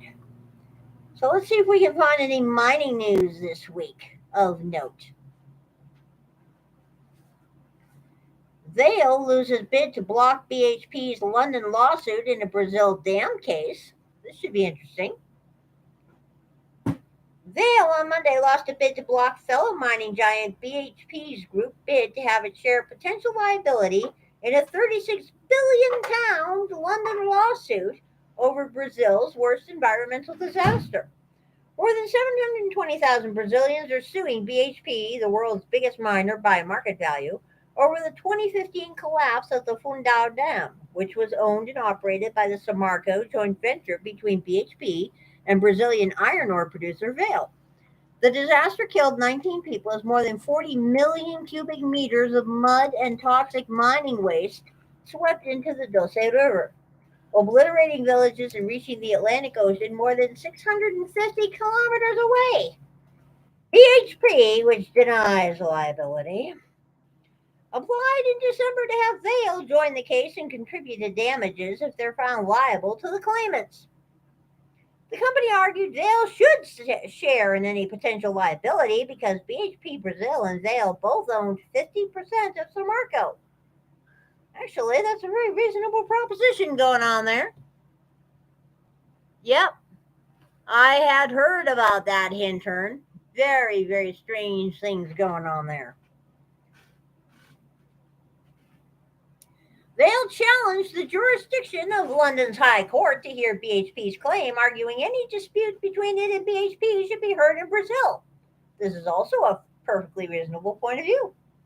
However, Judge Finola O'Farrell rejected Vale's challenge in a written ruling on Monday and said BHP's claim against Vale essentially mirrored the claimant's case against BHP, meaning it should be decided as part of the existing lawsuit.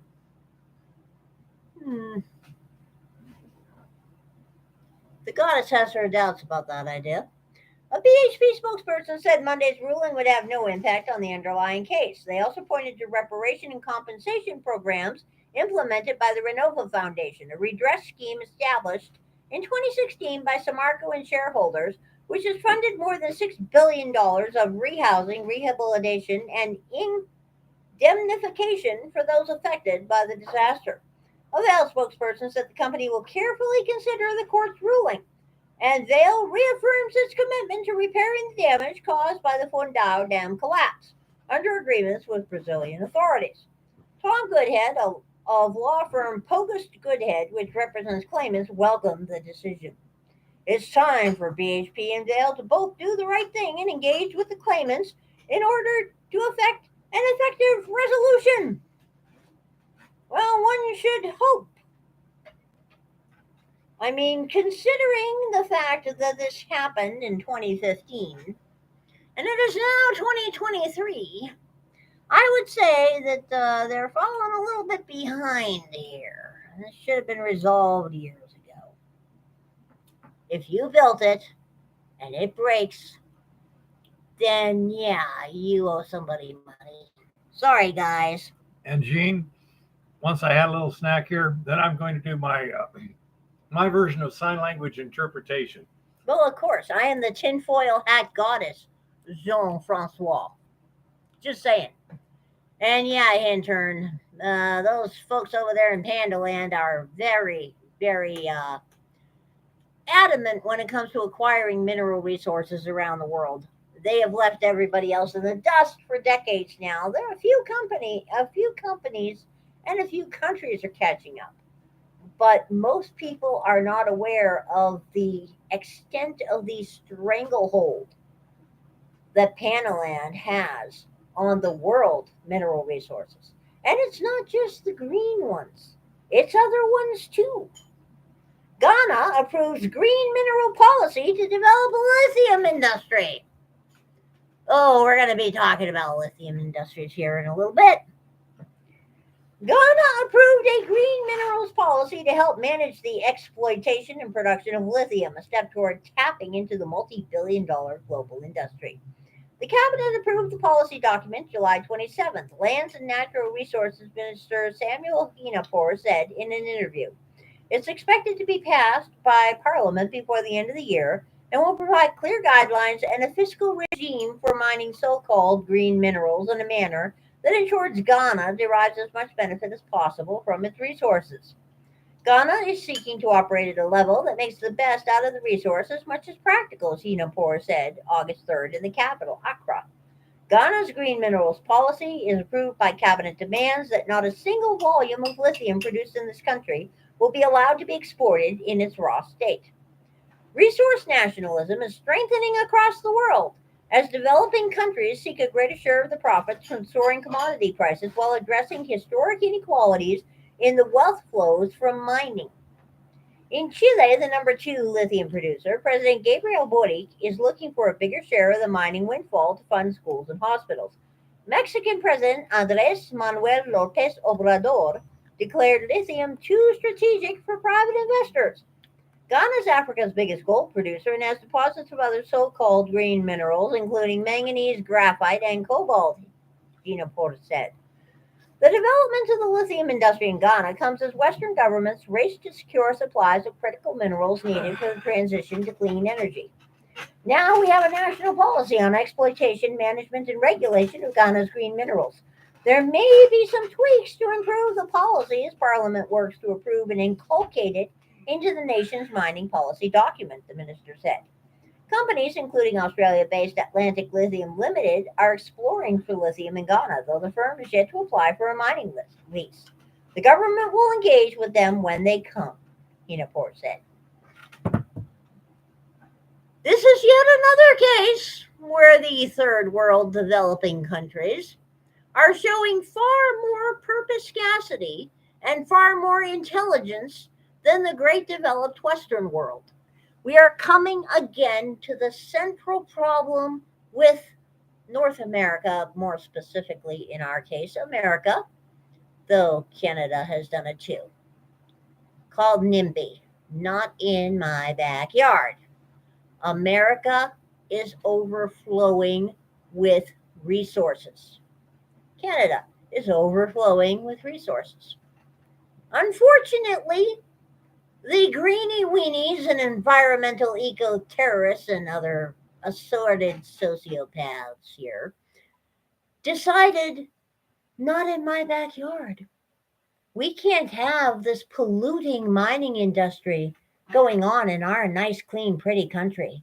We need to export it to some third world place far, far away that does not have the environmental regulations we do, that does not have the worker safety regulations we do, that does not have the labor laws in general that we do, so that our tech, our smartphones, our camcorders are all nice and cheap and all built on the backbreaking labor of exploited women and children and slave populations. Just saying. The goddess firmly approves of what Ghana's doing. The goddess salutes every nation that embraces mineral nationalism. We should be bringing our mining industry home. We have the technology in this country to mine and refine our resources right here, safely, cleanly, greenly, without risking the lives of convicts, of children, of women, and of slaves to get our shit. Unfortunately, the Great Green Agenda is going to kind of delay that a little bit because Agreed, Gene. the Great Green Agenda, which is not green at all, period, in the story, is merely a great ruse that is going to impoverish the entire world at the rate we're going. But that's an entirely separate discussion going on there. Speaking of lithium things, the goddess was watching this really cool Australian dude. What is that dude's name? Oh, I forget his name. Well, anyway, the really cool Australian Somebody's dude had car put care or out something. a couple of videos about what he is calling, what was he calling it? The Dutch oven? Oh, the Dutch oven. Yeah. He called that ship full of electric vehicles that was burning and sinking and doing disastrous things the SS Dutch oven. It was rather humorous. Yep. Now, the goddess cannot quite understand this gentleman because he seems to be extraordinarily intelligent, but he still seems to be somewhat buying in to the fallacy and lie of the Great Green Agenda. However, he does make some very good points concerning the utter and complete non-safety of these electric vehicle things, which the goddess was reminded of recently when her children were here and we went to the Montana Prison Museum, which, by the way, is an amazing tour. If you're ever in our part of Montana, you really should see this. Attached to the prison museum is an auto museum that has beautiful cars on loan from people all over Montana. Apparently, if you live in Montana and you have a really nice classic car and you want a safe place to park it when it's not going to shows, you put it on loan to the museum. And there they are, a couple of hundred of them. Beautiful, beautiful cars, and a lot of them had really neat stories behind them. And one of them was a cute little compact vehicle in basic black from 1913. It was a little Detroit motor, runaround, urban vehicle, and it was electric with a push start, designed for the lady of the house to do her little running around and errands in the city. And on their test track, the Detroit Motor Company had gotten 211 miles on a single charge. So the goddess was looking at this and thinking to herself, isn't it odd that the very first automobiles were electric vehicles? And then that technology was abandoned in favor of internal combustion engines. First cars had push starts, like Bugs does now. That was abandoned in favor of keys for some bizarre and unaccountable reason that the goddess still does not understand. Thieves. Huh, okay.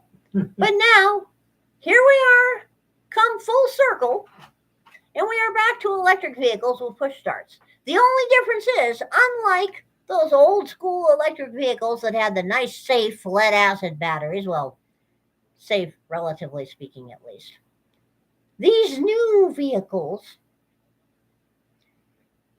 are highly toxic, rolling examples of hazmat and potential explosion in action. They are not green. In fact, none of this Great Green Agenda is green. The Great Green Agenda is basically a massive grift. The goddess is very, very unamused by the whole thing. Just saying there are better things to spend your money on, okay? Like silver and gold. And today, man oh man, silver was on sale. We headed on down to our local coin shop And at the time I bought my silver, it was $23.17 an ounce. Lowest price it has been in a couple of months. On Monday, which is historically speaking, for those who like to buy weekly, the day that is most likely to have the lowest price. So if you want to buy silver locally, you should shop on Mondays. Okay? So today, silver closed at $23.08. And gold, I'm sure it's on here somewhere. Let's see where gold closed today. Let's find out here. It's got to be on here somewhere. Yeah, it looks like it was down to about $1,931.80. Wow. Gold was really on sale. Woohoo. So, these are the days the goddess loves. When you go wandering into your coin shop on a Monday and you don't even know what the price is, and you say to the dude, wow, looking at that ticker, gold's on sale, and so is the silver. And he's like, oh, yeah, $4 over spot for generic rounds. And I'm like, oh, yeah. Back up the truck.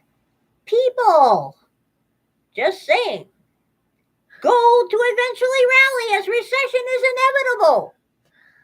We've been in a recession.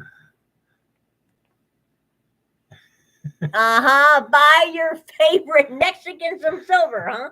Yeah, Tom. Good luck on that one. Well, if my favorite Mexican wants to give an address, he may just get a little silver present for Christmas, I mean, really?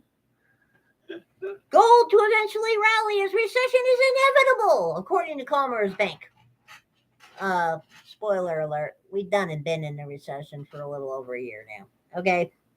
The gold market could continue to trade water around $1,950 an ounce through the rest of the summer as resilient economic growth supports growing expectations the Federal Reserve will maintain its hawkish bias into the year end, according to the latest outlook from Commerce Bank. In another side note, you know that list of at-risk banks that the government kind of keeps an eye on? It got bigger again. It's now far bigger than it was in 1929 per capita. Oh, and it looks like a couple more banks. The FDIC may acquire another bank or two in the next couple of weeks. Just little ones, like that one in Kansas that nobody heard about last week, which was like the fourth one this year. Just saying, the FDIC is beginning to collect banks. So we shall see what happens. While gold is expected to remain directionless through the fall, the German bank remains optimistic gold prices can still push higher by the end of this year and into 2024. The long-term bullish outlook comes as gold prices remain under pressure, last trading at $1,970.50 an ounce, down 0.28% on the day. In her latest gold report, Thulan Nguyen, head of commodities research, said although recession expectations have been pushed to the first quarter of 2024, it is a given that growth will slow. While our economists recognize the possibility of a recession in the U.S. has fallen significantly this year, given the scale and pace of the Fed's rate hikes, which amount to 525 basis points since March last year, they believe a recession is almost inevitable. In view of the recent robust growth, however, they no longer expect this to happen this year, but only in the first half of next year, Nguyen wrote. In autumn, it should be clear the U.S. Federal Reserve will not raise its key interest rate any further, which should pave the way for increased speculation about interest rate cuts in the coming year. According to the CME Fed Watch tool, markets see an 86.5% chance the Federal Reserve will keep interest rates unchanged within a range of 5.25% and 5.5%. Markets also project a nearly 62% chance interest rates will remain unchanged through year end. The German bank continues to see gold prices trading around $2,000 an ounce by year end, with prices averaging around $2,050 an ounce in the first quarter of 2024.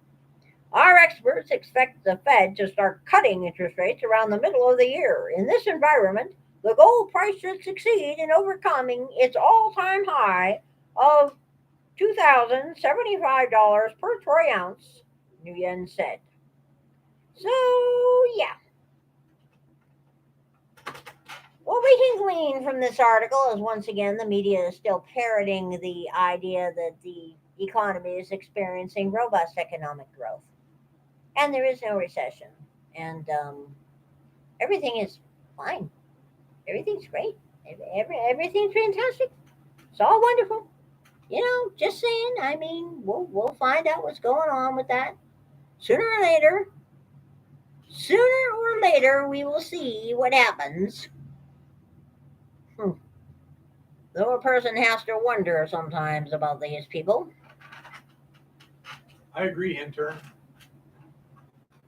The fact remains that as each day goes by, the divide between things in the real world that we all experience day by day and the pronouncements of the media and the government talking heads is getting wider. The goddess finds it rather puzzling.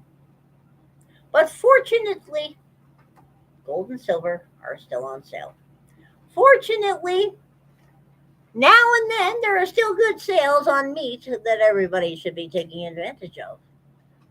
Fortunately, the ratio between regular gasoline and diesel has not yet inverted, though it's getting pretty darn close. And yes, Jean Francois, they absolutely do not want regular people buying gold or silver. As a matter of fact, there has been a concerted effort dating back to the turn of the 20th century, like around 1913 when the shit really hit the fan.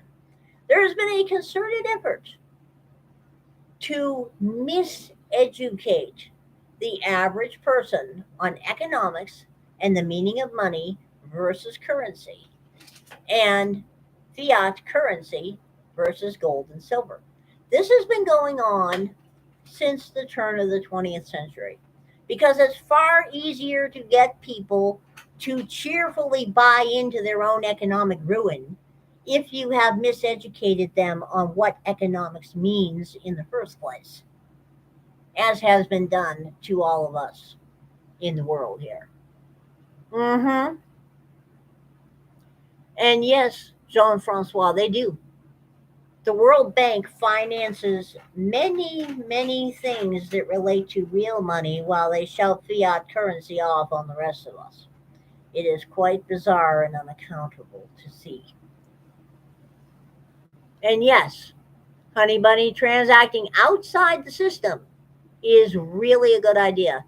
Tricky, I have not seen a direct correlation between gold and Bitcoin prices so far. A few people have tried to get a workable correlation going on there, but nothing has really stuck, regardless of them calling Bitcoin digital gold, which it isn't. Mr. Virtue, what is money? Money is something that is rare. It is something that is not easily duplicatable. It is something that is divisible in one form or another. It is something that is fungible.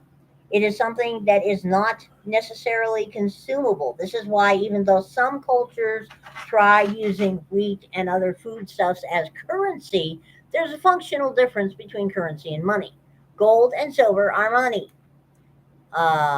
Oil, other baskets of consumable commodities, things that are easily duplicatable, are currencies. So, where does it come from? Well, depends on what your money is. Ours comes out of the ground. The idea of money arises from two basic impetuses in the goddess's viewpoint. In the goddess's totally not humble opinion here, okay? Just saying. Human beings are like any other animal. We're pack rats. We like to gather resources. We like to stockpile our resources. We like to have our shit hanging around so we can use it in the future. But unlike the rest of the animal kingdom, human beings have a concept of time. We have a concept of age. We have a concept of future, and we have a concept of mortality. So we also want to draw wealth to ourselves. Wealth is a very, very different concept than rich. Okay. Wealth is a generational thing. Wealth is something that doesn't get inflated away, it doesn't get debased away unless you've got a really bad government. And because I think, not just because of their relative rarity, but I think because of their sheer beauty, gold and silver have been wealth. I mean, gold is literally the only natural yellow metal that is not an alloy. It is unique. It is beautiful. It looks like the sun. Silver looks like the moon. They're rare. They're hard to get. They can be worked. They can be formed. They can be shaped into a variety of items of utility, items of beauty, items of art. They can express many, many things that a piece of paper with a picture of a dead dude on it cannot express just by looking at it. I mean, and they can be reworked. If your pile of coins melts in a house fire, you can recast that metal into something else of use or of just simple beauty. It could be utility, it could be just something to look at. We want to accumulate wealth. It's not enough to just accumulate consumable things. Consumable things are nice, but once you consume them, they're gone. Wealth is a different thing. The reason that this causes a problem is sound money systems require self discipline. They require discipline of mind, they require discipline of body, they require discipline of environment because sound money has rules. And if you try to break those rules, they're going to come back and hit you in the keister pretty darn fast. And you see, in this world where human beings are complex pack rats, so we have complex mittens and we collect a whole bunch of different shit. We also, on our undisciplined side, are in search of the eternal free lunch. We want wealth without effort. We want wealth without risk. We want resources flowing to us through passive means. That's why passive income streams are the big thing. That's why multi level marketing companies still exist because people want a free lunch. So sooner or later, the governments over time always are looking at the sound money and saying, well, we can't have a free lunch and we can't accumulate more power unless we can make this sound money go away. Because violating the rules of sound money is very obvious and never goes well. So at that point, governments start finding a way to make sound money go away. The ancient Romans simply debased their coinage.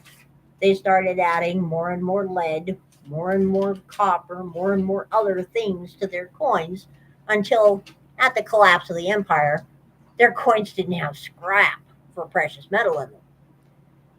We got a little bit more inventive here in the turn of the 20th century around the world when some idiot came up with the concept of, oh yeah, we can do fractionalized money, where instead of each of those bills being backed by the full faith and value of real silver and gold, it's only going to be fractionally.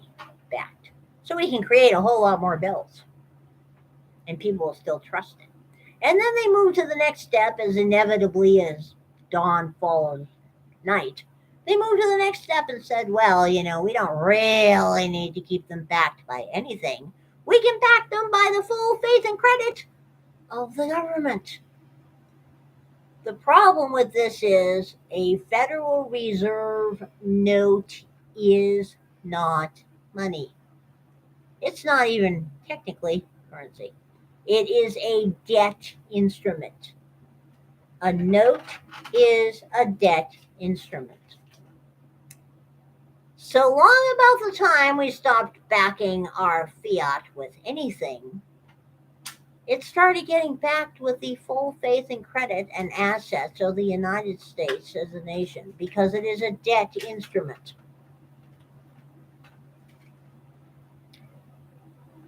So one must consider,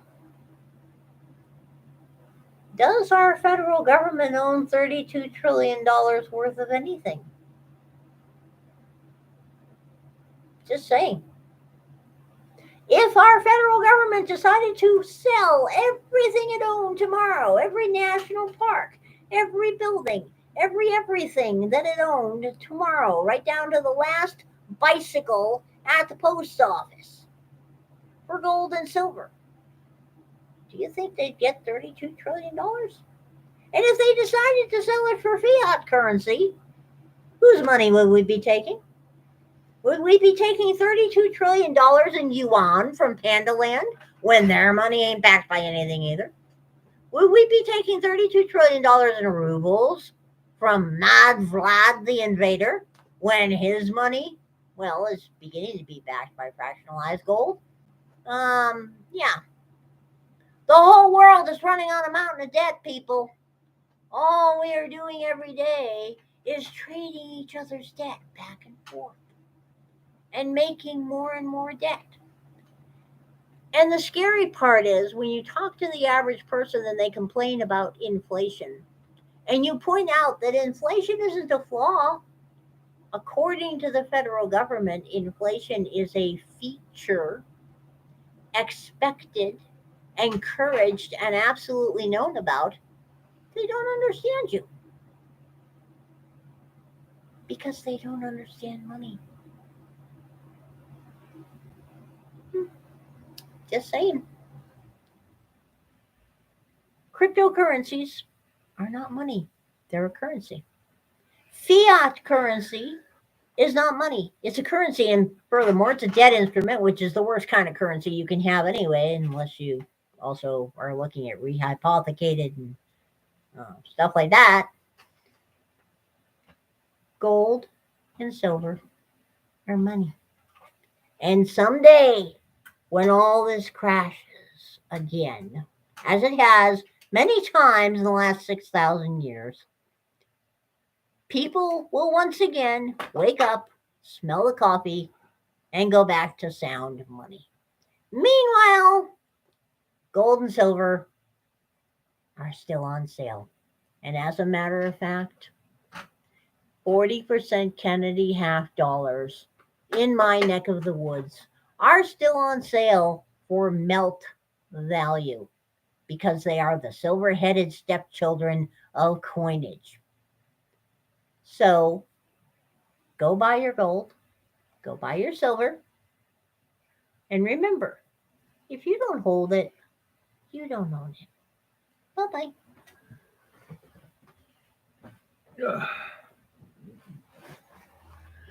Alrighty, and on that cheerful note, now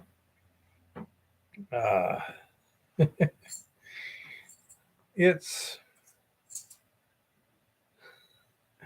interesting to discussing. Mr. Virtue says thanks with young people. Years ago, remember when they had that Wall Street? What was it? Something or other Wall Street? Wall Street bets. No, protests. Oh, Occupy Wall Street. Occupy Wall Street. Yep. That thing. And while they were doing that, I was selling kettle corn downtown Tucson, at some event. It was going slow, so I was leaving it to my assistant, and I had a cell phone. They had a cell phone, blah, blah, blah. So I went and spent a lot of time talking to Occupy Tucson, and it was very interesting to see you had a lot of. What's the date? Now, the Yeah. 7th. Okay. You had a lot of very honest and sincere, primarily young people, that were very rational and open to discussion.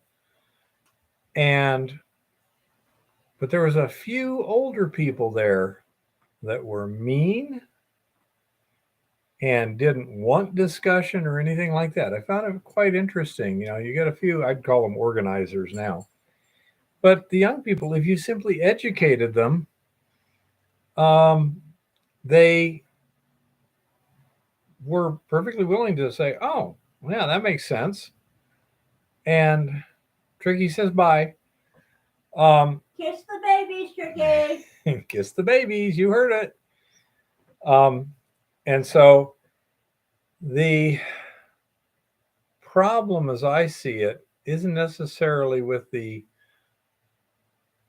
hearts of the young people; it's with the minds.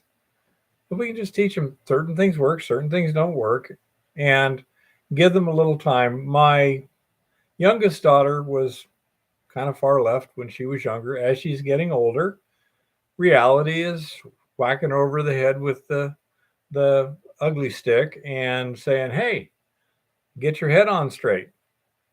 And she's learning how reality works.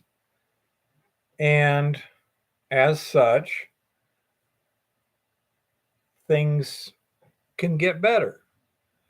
As Eva says, the problem is we need to recover control of the information stream. Okay. So um, it's nice with Jean here because possibly true, but it's interesting to talk to people who have a lot of contact with other cultures across oceans and divides and see the commonalities, the differences, the whys. Um, so it's pretty interesting to me to watch all this, but I'm a bit concerned because we got so many things going at the same time, and the problem, the big problem as I see it, is the interdependency of everything. The globalists' mindset is we should all be interdependent and this and that. The problem is then when one thing breaks, everything breaks. And I don't know where that'll shake out. I really don't. But I do agree with Evo. If you can do it yourself, you should be able to do it yourself as an individual, as a family, as a city, as a state, as a country. You know, don't farm stuff out. You can do perfectly well yourself unless there's a good reason and you can take it back uh, when you need to. You know, if somebody else wants to sell us gasoline a lot cheaper than we can make it ourselves, fine. Don't cap the wells. You know, mothball the refineries. Don't tear them down. That's my thought. I like backup systems. Yeah, we got into backup systems this last weekend there, including calling. When I finally managed to get us out of there, finally managed to get the transfer case in gear in low range, there was already a vehicle heading the other way to get. Actually, not quite. The person was out getting in the vehicle, and when I said we made it over the hump and we're downhill now, so you don't need to worry about it. We always want to have backup systems. Things always go awry, and as I say, don't trust anything to keep working because sooner or later it won't. Yeah, that's one way of putting it, Jean Francis. Exactly. You need to be adaptable. You need to be you need to be tough in terms of roll with the punches tough, not necessarily overpower them tough. But you got to be able to look at stuff and go, that doesn't make sense. Let me go over here. Um, and as I said earlier, when it comes to grizzly bears, first thing is avoidance. No sense getting in a fight with a grizzly bear if you can just walk away. Number two, deterrence. Try and, if you have to, see if you can convince the grizzly bear it would be better if you both just went your own separate ways. Only then do you get to conflict where one of you comes out in a lot better shape than the other one. You know,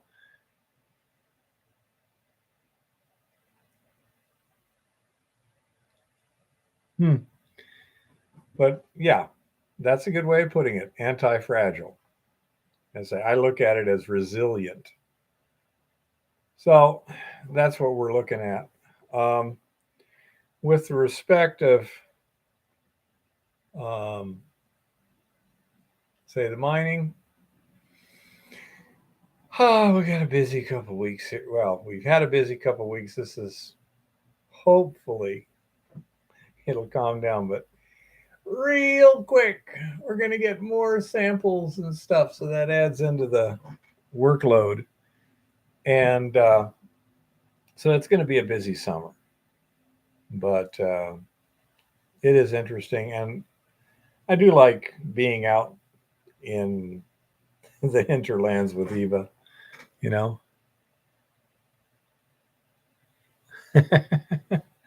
Well, it also has to do with the size around here, Jean Francis. Um, when I lived in Arizona, we didn't have to worry about grizzly bears, just black bears. And quite frankly, I think a 44 Magnum is probably pretty adequate for a black bear. I'm not. Uh, I'm not entirely confident in the ability of a 44 Magnum to stop an annoyed grizzly bear. You know, so I say Eva's got the pepper spray, I got the 44, and we're both trying to keep an eye out for everything, and hopefully we never have to use either one of them. But we shall see. Sooner or later, oh no, Arizona hiker, that would not be good around here. Works good in the desert, not here. Oh, yep. Um, they used to have little break open 40 millimeter grenade launchers, and those would work good if you were good with your first shot. But yeah, it's around here. As a matter of fact, there's still smoke out there. I don't remember since the rain has died away. Yeah, smoke's gone away. Cool. Yeah, it was smoky when we headed up in the mountains. Uh, yeah, Francois. That's why we don't don't necessarily follow the Canadians. Uh, uh, hey, AZ Prepper, Tom, Mexican brown bears would probably prefer spicier food. We're too bland. Are you going to tell anybody what you probably did on the phone the other day? Oh, yeah, that was pretty funny. Um, uh, you're going to love this one, Tom. I tried to get a hold of Eva, couldn't get a hold of her. The phone rings. I pick it up and it said little one on there. Okay, so I open it up and there's a voice and it sounded just like yours, Tom. Seriously, just like yours. And I forgot what I said, but I said, you said, "Hey, you sound like a Mexican." And I say it was like one little thing, and then I said, "You sound like a Mexican to me," because I thought it was you. And they hung up. And then when I looked, on the thing. It's a 480 number. I think it was a telemarketer calling. We're in Helena, Montana, Jean Francis. Jean-Francois. Jean Francois. Okay. Yep, you're probably correct, little one. Absolutely. Absolutely, Tom. You betcha. But yeah, it was like, because I'm like, because when I tried calling back, it wouldn't go through. So I'm pretty sure it was a telemarketer sort of thing. Yeah, who do I know in 480? I think that's Phoenix. But yeah. Yeah, it is. Anyhow, it was kind of funny. So yeah, you saved me one, Tom. And he really did sound a lot like you. I say it just that's Eva. Like, bingo. So yeah, that was pretty hilarious. Uh, yeah, yeah. It Jean Francois. We're in Helena, Montana, which is why it's so busy right now. In Arizona, you've got limited stuff you can do in the summer, but you can do it. Around here in the winter, there's a lot of things you simply can't do. Either um, there's the snow makes things inaccessible, or like in milling, the solution is a solid. It doesn't do it good. Uh, Jean Francois says, I often get phone calls in Mandarin only. Go figure. Yeah, that would be pretty hilarious. I haven't had any of those yet. Uh, I would agree with you, Jean Francois. It's all about culture. And certain cultures are more successful than other cultures.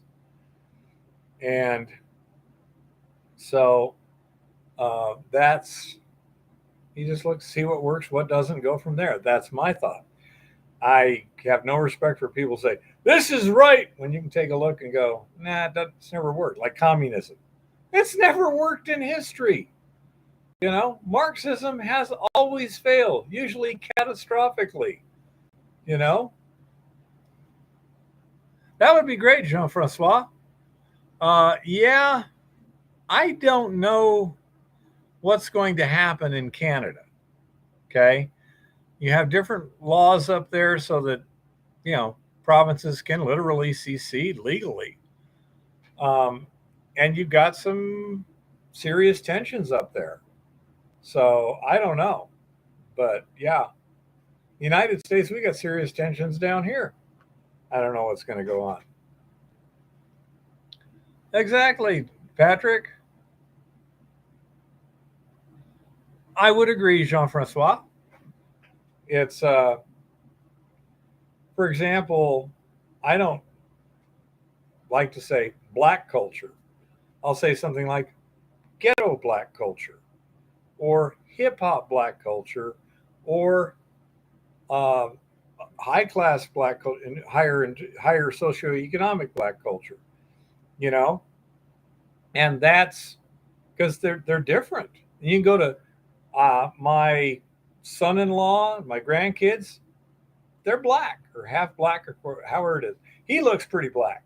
Okay, he's pretty dark. But I mean, my grandkids are half black. I also find it interesting. You're half black and half white. You're black. Why aren't you white? Hmm? If you're a quarter black and three quarters white, you're black. Why aren't you white? Hmm. Interesting questions. But as I say, to me, the question is, what kind of person are you? You know, my son-in-law is a good, hardworking, honest man. My grandson, I'm very proud of, going to college now, learning to do what he wants to do. My granddaughter, as far as I know, is doing fine. Um, that's all that matters. I don't know why people focus on skin color. I do focus on things like attitude. Yep.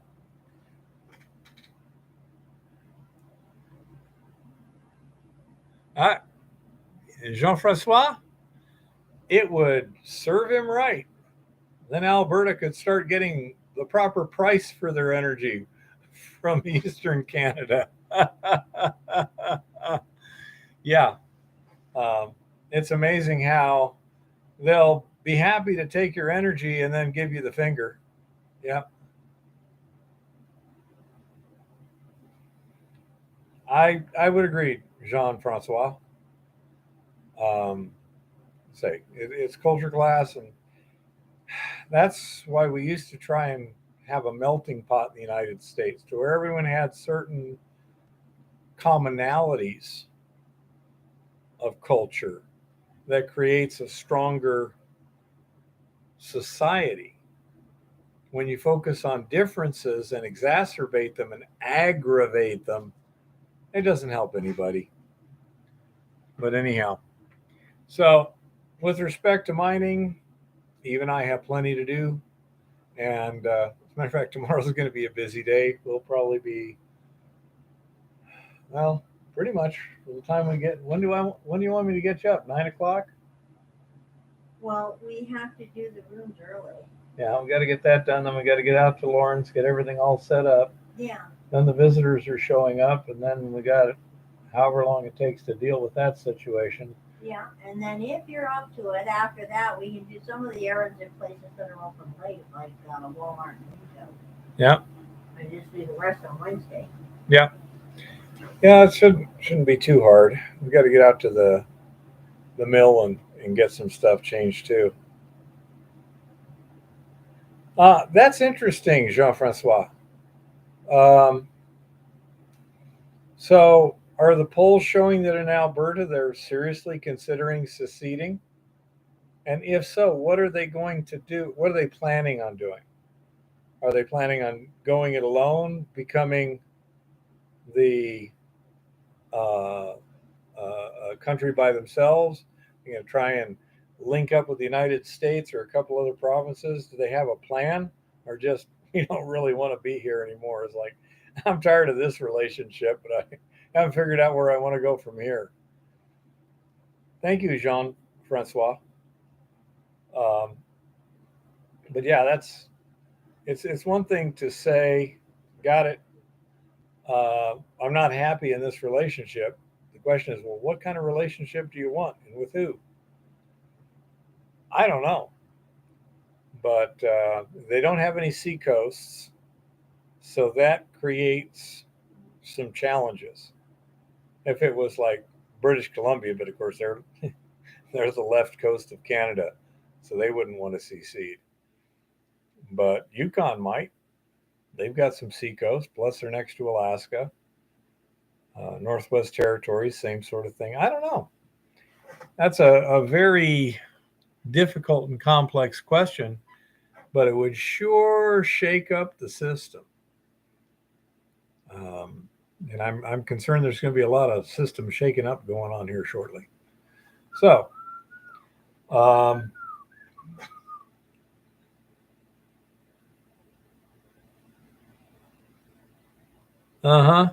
we're having kind of our own version of that down here too. I don't think it'll work out in the long run. The one thing that that gives me hope, Jean-Francois, is that these guys are such idiots they can't run it even if they get the power. So they're not going to be able to maintain power because they simply can't. It's like giving a drunk control of the wheel. You know it's just going to crash, and he's not going to be driving anymore. So we shall see. Let's say we got. Is there any? I mean, it looks like a lot of the videos I'm going to be making here in the near future are analyzing new ores to get an idea of what's going to work for those things. Is there any other kind of videos that people are looking for right now? Yeah, I agree, Jean-Francois. As I say, is that going to make everyone fairly happy along with the usual when we're out in the field stuff? Is there something else anyone wants? I can't think of anything that we're really planning on doing. Well, that's because we're just amazing, honey bunny.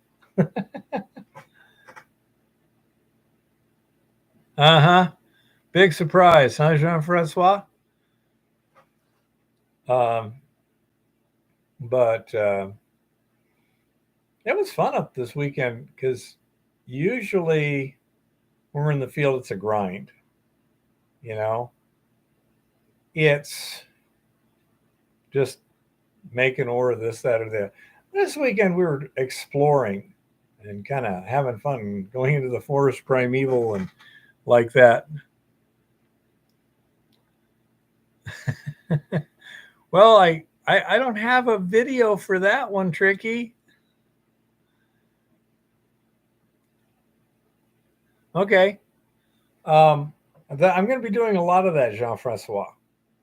And if you have any questions on the leaching situation, um, just you can ask me either in the comments on the videos or in my email, and go from there.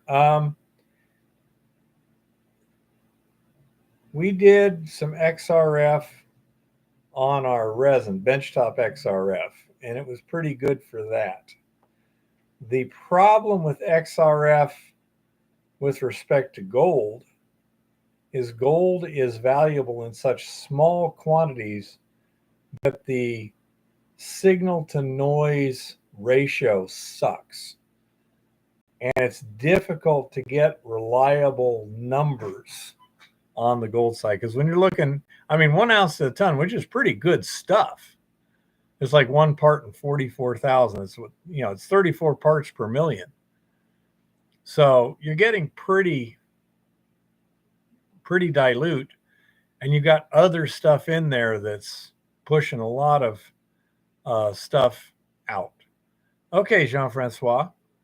We'll see what we can do. It would be nice to do kind of a quick series of little videos on the whole leaching process, start to finish. By the way, is it Montreal we get the stuff, the Eco Gold X from? It's from Yeah, Montreal is where we get our Eco Gold X from.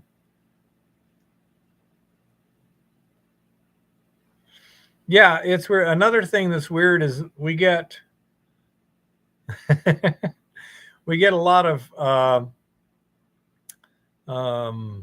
electroless plating, and while that can be useful, like if you're using zinc to precipitate the gold out of solution, it also means you can wind up gold plating stuff you didn't want to, like my thermometer, like Eva's thermometer, and the inside of pipes, galvanized fittings, brass, stuff like this. It turns out there's a lot of things will precipitate gold. In our stripping solution, where we're stripping the gold off of the ion exchange resin, it plates out onto copper like nobody's business.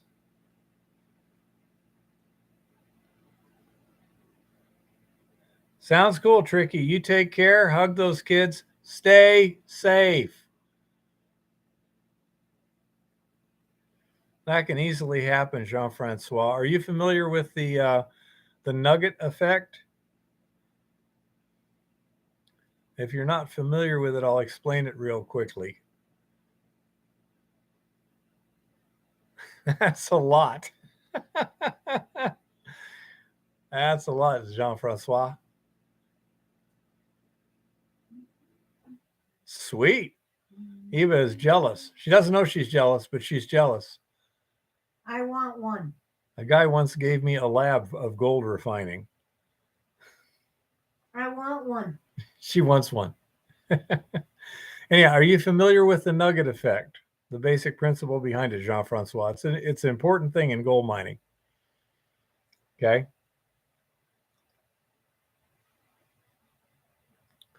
Yeah, the Eco Gold X seems to work pretty well. We're not exactly sure exactly what it is because they don't tell you.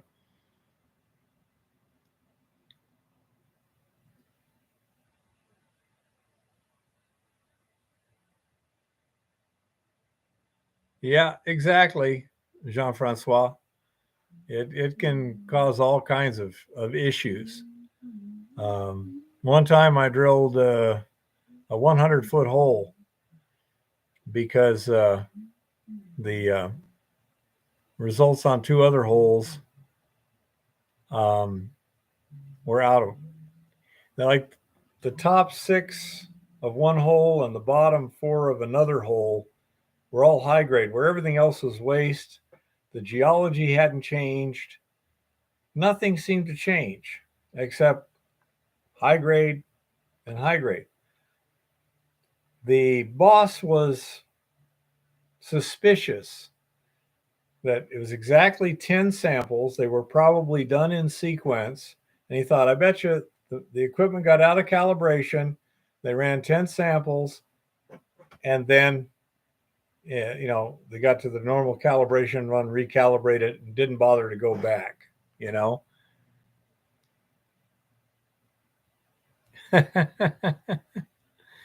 Well, that gets interesting there, Jean-Francois.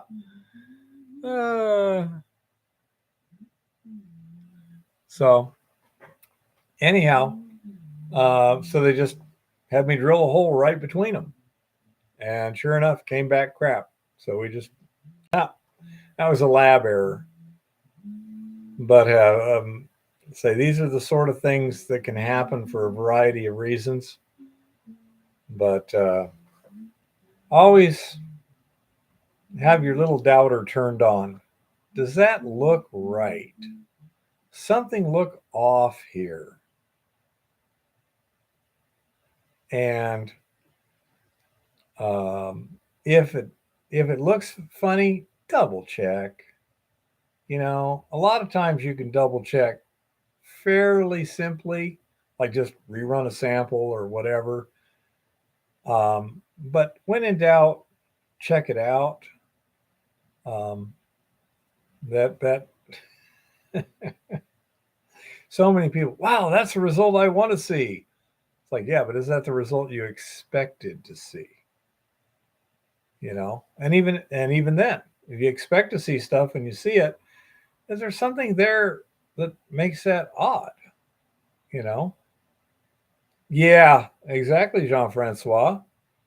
They love that really big, oh, that's some good stuff. It's like, no, throw out the highs and the lows and look in the middle. Yep, absolutely, Jean-Francois. Yes. Too bad Rock Butcher isn't here. He's I say he lives in Ontario, fairly close, like near Sault Ste. Marie or whatever. And he's a professional at this kind of stuff. I mean, he goes out, field geologist for decades. But yeah, if it's too good to be true, presume it probably is and go from there. Um, Even in this Montana B, the chip samples are not being confirmed by the actual ore grade. You know, it's not as good as the chip sampling seemed to show. Although, oh, here's another thing. The last time we dumped the agitation tank, we got substantially more free gold in the sluice boxes than we have in the past. It still wasn't a huge amount, but it was significant.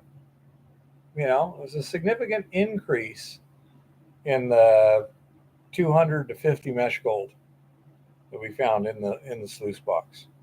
So that's something we're keeping an eye on, and we'll see. Oh yeah, absolutely, Jean-Francois.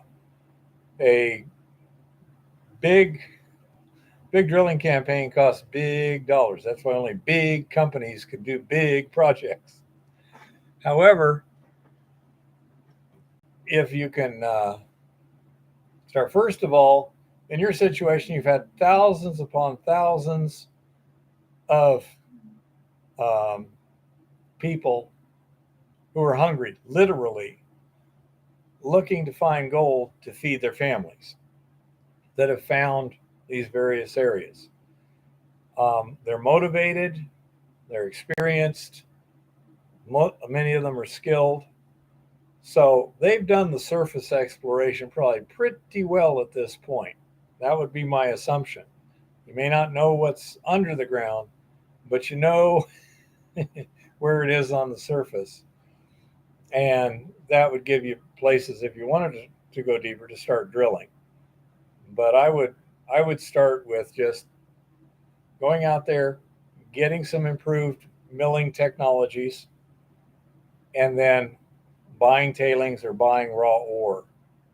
Um, if you paid a reasonable price for what they've got, I mean, let's suppose they've got 10 grams to the ton and they're getting 50% recovery. Well, if you pay them a half a gram per ton for their tailings, it might be very, because it's a half a gram they don't have, you know, and then they just supply you with their tailings. They've already crushed it. They've already run it through the sluice and everything. So they're done with it. Now it's just a waste product to them. If they'll sell it to you cheap, boom. All you've got to do is process it. Yep. Exactly, Jean-Francois. They know exactly where that surface gold is. And you can probably talk to the miners in a particular area and they can tell you the nature of the gold. What size is it? Is it in flakes? Is it in chunks? Like you said earlier, angular, things like that. Yeah, that doesn't exactly shock me. Um,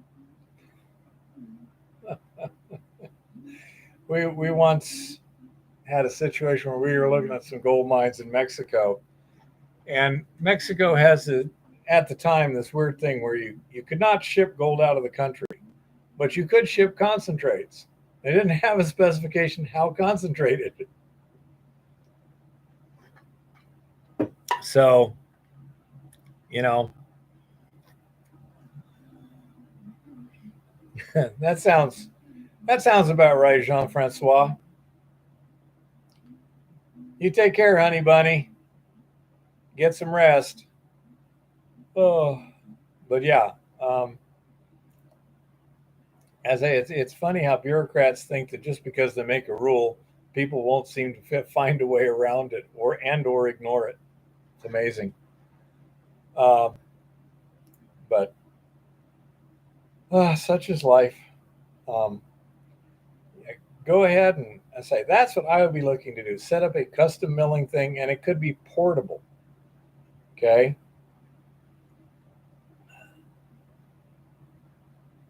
So you could have a portable mill that you take to site, or you could have a dump truck that goes to a site and brings the load back. Now, one thing to avoid hard feelings, difficulties, if plausible, in the United States it would be, you'd have, let's suppose you're going to Village A and buying up their tailings. And they put it in the hopper. All you do is drive your truck under the hopper and boom, there it goes, or whatever. Something similar, just something made out of logs on the side of a hill, whatever it takes. And your truck loads up, I'll say, they should be able to send a representative with it. Basically, it goes with the ore and babysits the load until you recover the gold, give them their percentage, and then it's bye-bye. Something like that. Works pretty well if you got like a gravity, if you had like a high precision gravity extraction, that would work. Uh, that process would work pretty well. Leaching, not quite so much. And another thing that you could look at too, let's suppose you had a high efficiency gravity separation and a leaching setup. So what you do is you have a high efficiency gravity separation, and you give the miners maybe 50% of that, and then you get the tailings and send them to your leach. Depends on how much percentage is in what. But by doing something like that, yeah, theft is a huge problem. One of the good things about leaching is you can't steal it until the very end. Um, that is one of the big problems with gold. But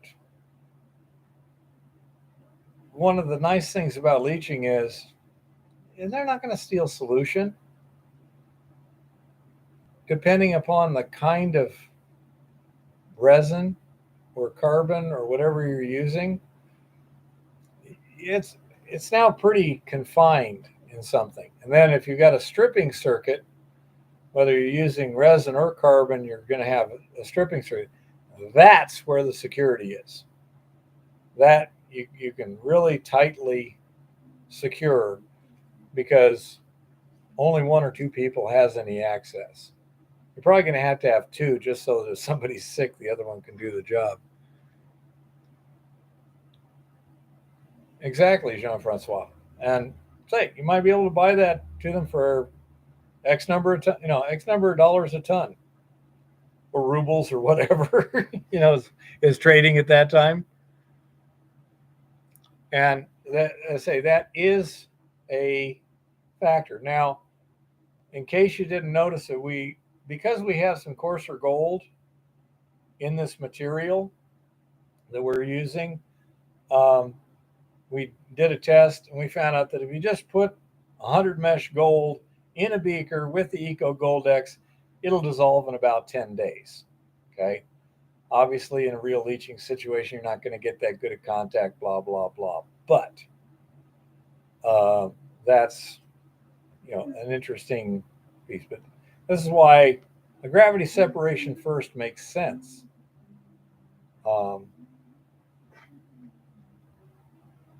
that's good, Jean-Francois. Flour has a white powder-looking substance that shows up on the surface after othering. Any idea what it could be? There's a lot of things it could be, Patrick. What characteristics does it have? And does it dissolve in water? And does it fizz when you put dilute acid on it? Those would be the first things that, well, in that case, go for it, Jean-Francois.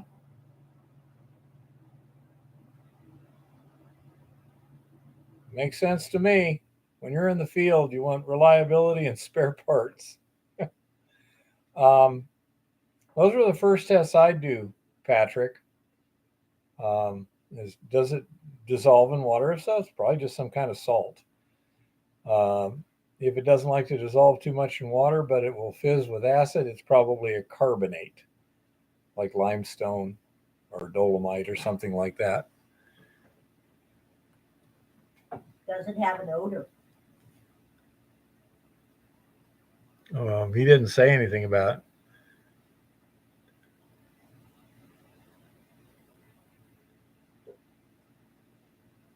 It may be pure waste to you, but do they have the capital and the technical expertise to take advantage of all that? And I say so. And I would imagine if they were giving it to you for free, pretty quickly they'd be saying, why are we giving it to him for free? He's obviously making money from this. Give me a cut. Again, the culture over there. Your friend does a whole lot better than I do. So you may avoid a lot of hard feelings by paying a certain fee. And then if they don't want to sell to you, just say, okay, fine, I'll buy from someone else. My truck can drive 60 miles as well as 50. I got more places than I can process.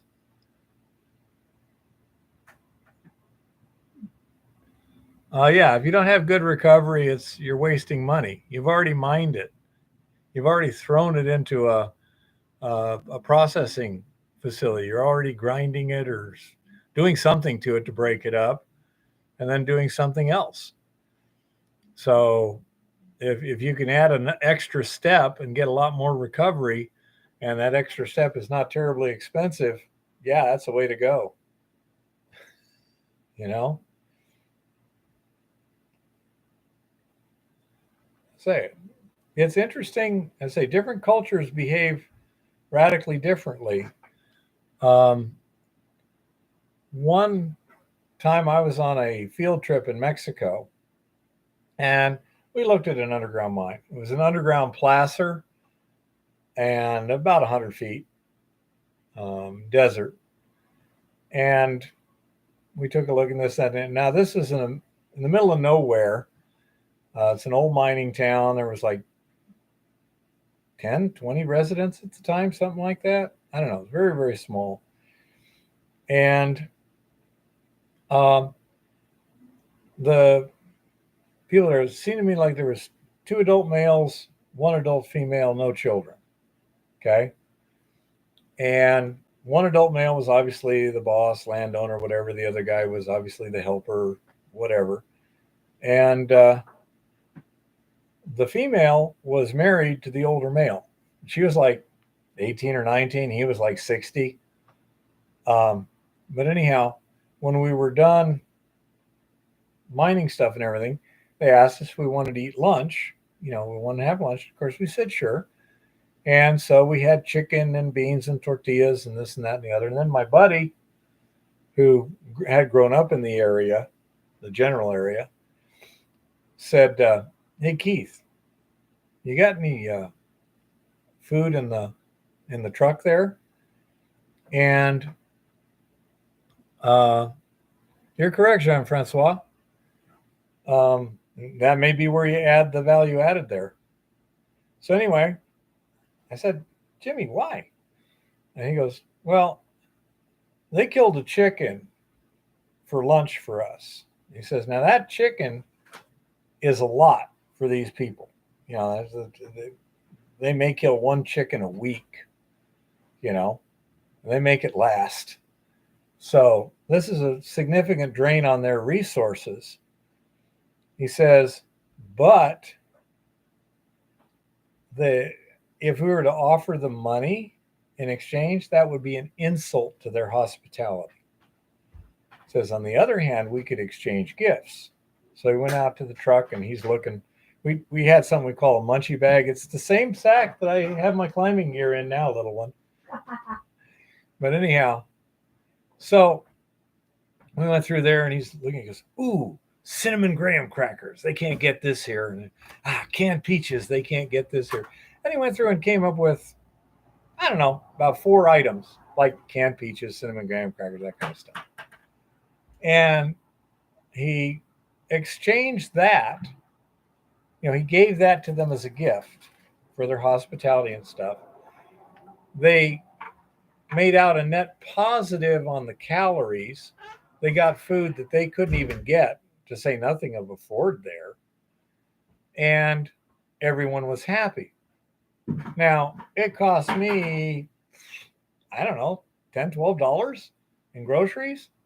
But if I'd offered them $20 in cash, that would have been an insult. So you really have to understand the culture that you're dealing with.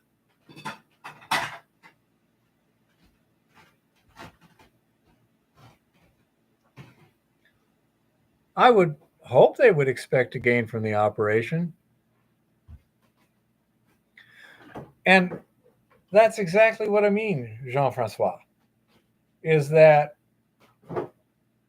if you know the culture and I know it sounds cool, but what buttons to push, and most importantly, what buttons not to push, you can make things go a lot better, a lot more profitably, a lot more smoothly. And so that's a good thing. And just bringing in certain things from the outside that they can't get, certain medicines or foods or whatever, depending on the situation, can be extremely valuable and create a lot of goodwill. But that's, say, your friend knows the culture. And that's the key. You got to have somebody who understands the dynamics of that culture so that you can do the right things and avoid the wrong things. Very, very important, especially when you get out of your native culture, whatever that is. I'm Southwestern American, United States. I'd probably do Southeastern American without too much problems. Wouldn't want to go to Los Angeles or New York, though, or Chicago. I don't mind going to Boston. We may be going to Boston next year because Eva's son is now working there and he's invited us over. And Eva's she was born in Boston. For plane tickets. And yeah, sounds good, Jennifer Francois. So Eva is a great tourist guide in Boston for sure. Could you take over for just a minute, little one? I need to take a momentary pause in my live stream. Okay. Go ahead and bother me when I'm in the middle of a solitaire game. Yeah, well. Yeah, Jean-Francois, you really got to know what's going on in other places. It's just crazy. And yeah, Mr. Virtue, it is comfort zones. Like, I will gladly go back to Boston and visit if we can save up enough money for plane tickets. I would never live there again because from what I have seen, the place has really gone downhill in the last several decades, How can you go downhill from sea level? Good point. Well, some parts of the United States are better than others, Jean-Francois, as far as I'm concerned. For instance, Arizona absolutely sucks rocks. If I never see another cactus bigger than this, I will be a very, very happy person. Arizona is just ridiculous. I don't want to live there again.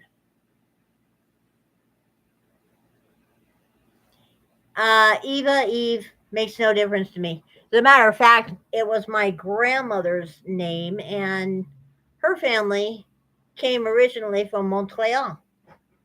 She was French Canadian. But anyway, he's back again. Oh, let's see. Let me write down a note for later this week.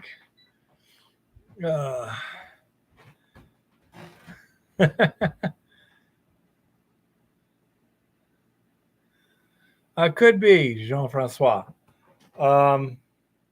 We visited Boston years ago.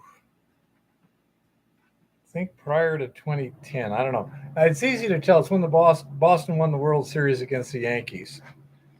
So, which was a great day. Let's see. Boston. Year Boston beat Yankees for pennant.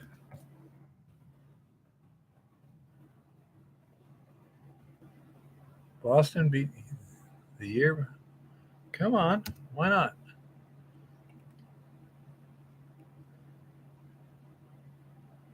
Uh, 2004.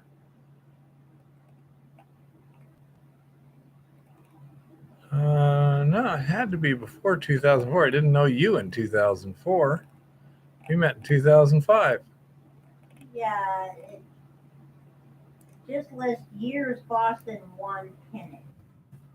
One World Series. I guess they won that year. 2004. See, now my mind is really getting quite confused. I'm quite sure that what last year Boston in World Series? last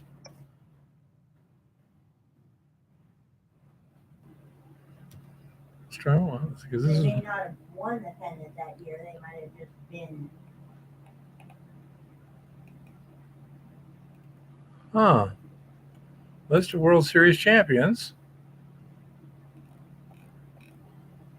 Let's see. I thought they won the World Series there. Boston Red Sox 2018. 2013. Do you remember it, little one? There it is, 2007. There we go.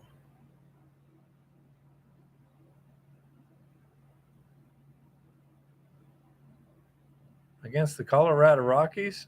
Sad. But yeah, in 2007, it looks like, because they beat the Yankees to get the pennant. And we were in Boston when they won the pennant. And so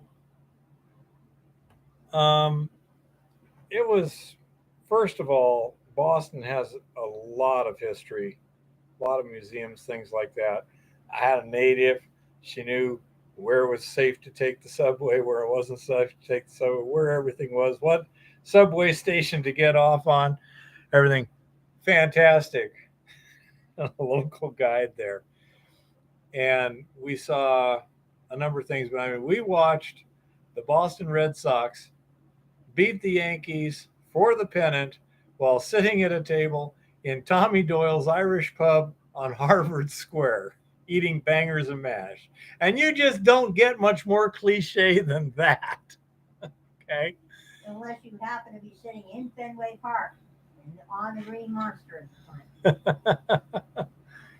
And so, say that was good. We went to the government center 2 or 3 days later when they had their big rally, and that was cool because they had Mickey Dolan from the Monkees singing either "I'm a Believer" or "Daydream Believer," one or the other. It has "Believer" in it, so they get me confused.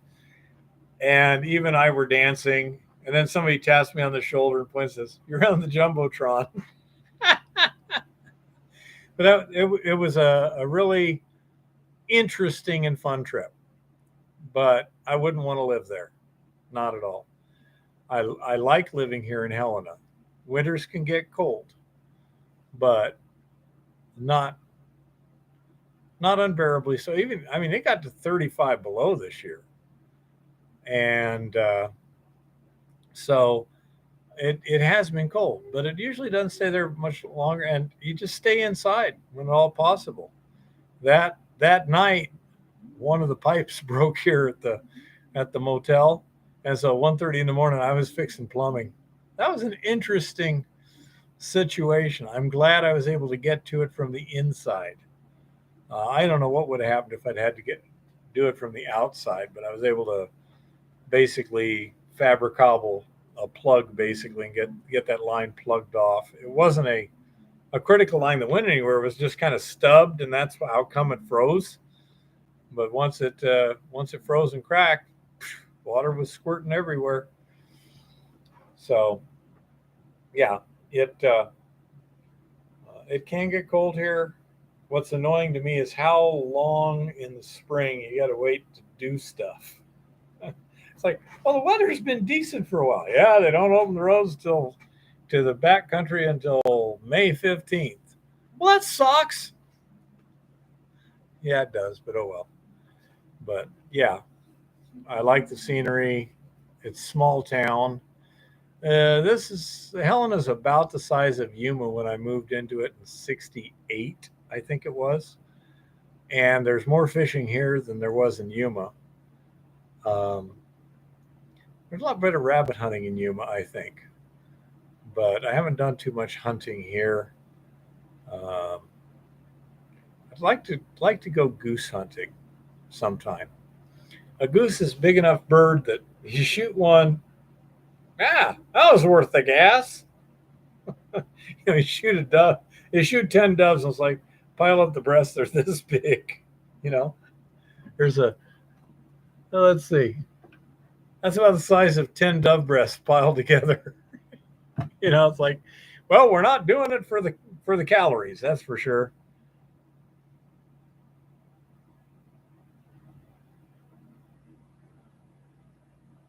Huh? Jean-Francois says if you go into Boston in Cambridge, there's the Midwest Grill on Cambridge Street. He thinks it's 1127 Cambridge Street. A Brazilian steakhouse there, top grade AAA meat is cheaper than at McDonald's. I ate there almost every day. You'd like to do elk hunting in Montana. Might be pretty good. We have seen some awesome herds of elk, Jean-Francois. Do you want to see a herd of about 300 elk on one of my videos? If you haven't seen it, I could look it up, and give you the link. But yeah, we were out fetching a trailer from I don't know what you call it, almost a spike camp before it got closed in by winter, and it was that's the biggest herd of elk I have ever seen. Although a few days ago, little one, can you access that picture on your phone without too much trouble? No, which one? The elk down there by Holter. We were coming back from fishing. Let me see him try. And ran into a herd of about 100 elk between the freeway and the frontage road. I mind you, there was quite a gap there. There was a farm in between the two. To get one in your freezer, you need a pretty good sized freezer, Jean-Francois. My brother's pretty good at butchering an elk. He can skin it and debone it in about an hour and a half. Well, actually, I was doing a lot of the deboning myself. Between the two of us, it took us about an hour and a half to deal with a full ground cow elk and throat and ice chest. Not sure how well you'll be able to see it, but there was a herd of about 200 elk. Let's see what we got here. There we go. That's what we saw coming back from hunting and from fishing the other day. Hey, I think I know that joke, Mr. Virtue.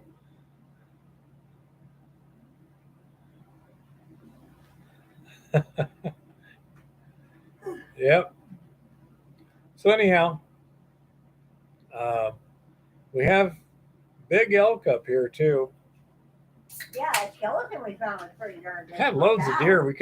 I could have practically jumped on one with a knife at the motel. Yes, what was it? 3 days ago? Yeah, you went out to throw out the trash.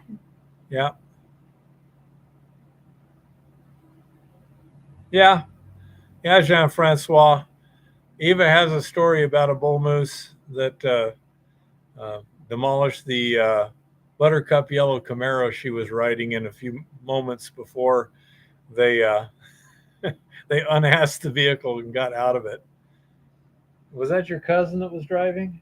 My aunt was driving. My cousins were in the back in the car with me. Okay, so her aunt was driving, and she had a couple cousins with her. Her aunt made the mistake of honking at a bull moose to get him out of the road. Riding season. It didn't work. The bull moose took it as a challenge. The buttercup yellow. Did the insurance company not pay that? No, they didn't pay it. They didn't pay it. Act of God, huh? Act of God, and it was only a 3-month-old Camaro. 3 months. Like brand freaking new. 3-month-old Camaro. About 18 inches high when he was done. Luckily, they all got out of the vehicle in time. She also said one time she saw a bull moose tear down a barn to get to a cow and eat. I don't intend to, Jean-Francois. I think a 50 caliber is about the right thing to shoot one with from whatever. I was talking to one guy I knew, and he said he was out hunting moose with a 30-06.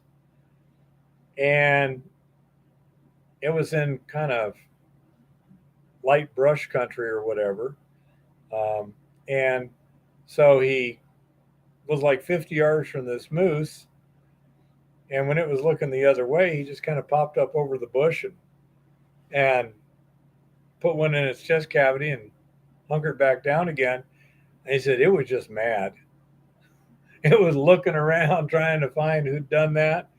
And so when it was looking the other way, he jacked it round in the chamber. And then when it looked around, he pops up, did it again. So it took him 3 shots to bring that sucker down. It was only 50 yards or 50. I think it was only 50 feet away, something like that. I mean, it was danger close. Yeah. He, uh, he said that was pretty scary because moose are like bears. You gotta hit them in a good place. as a full size bull moose that doesn't like you is a very, very bad day. uh, They're wonderful animals. Yep. Most of the year. Eva thinks moose are pretty. It's probably why she thinks I'm pretty or something. I don't know. Whatever, I'll go with it. Moose pretty? Nah. Elk I think are cool. I mean, I think they look good. Moose just look a little oddball to me. Yeah, that's what William said. I'd rather not argue with either one, Chris. In camp, when we're up there in bear country, when we're in the camper, not even when we're not, I mean, we're just right there, but I mean, I've got a 12 gauge shotgun propped up just inside the door. And then, depending upon the situation, I may or may not be wearing my 44 at that moment. When we're out in the field, I'm wearing the 44 all the time. But that 44 does not give me a lot of confidence against a 800 to 1,000 pound grizzly bear who's annoyed with me. Yeah, I wouldn't have uh, a great deal of confidence that that'll stop it.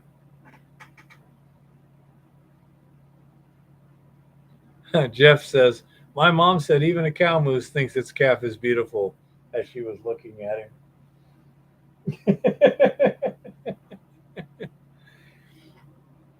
But yeah, 300 Win Mag. Yeah, that sounds reasonable. That's I think 50 caliber with a controlled expansion. Yeah.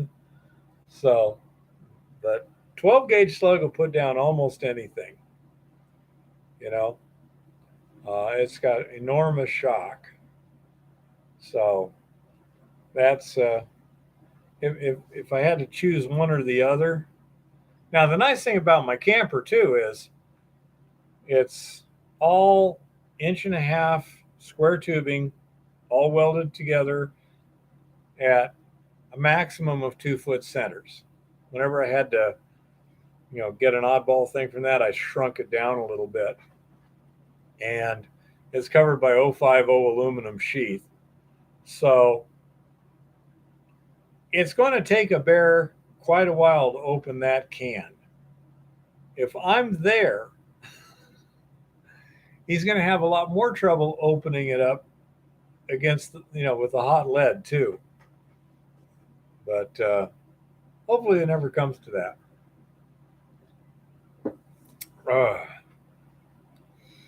Jean-Francois, thank you very much for showing up today. It's really provided a lot of interesting conversation here. It always does. And it seems to me most of the interesting conversations come from Africa, And so I thank you for showing up here, and to say you can write me and we'll see what we can do to help things out a bit.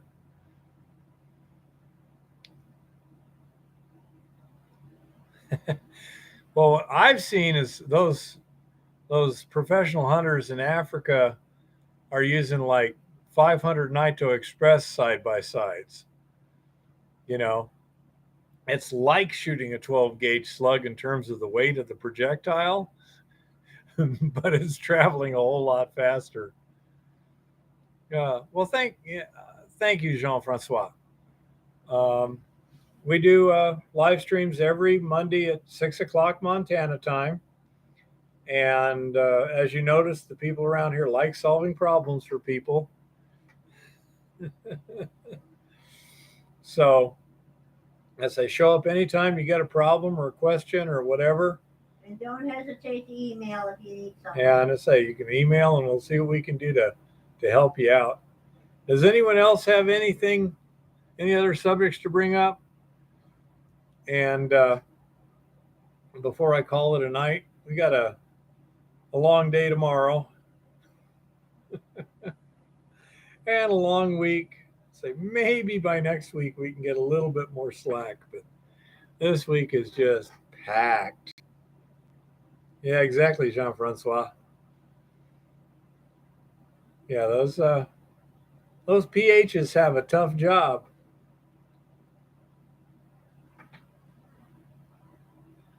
Good point. Chris mentions your annual renewal stuff has to be in by August 31st.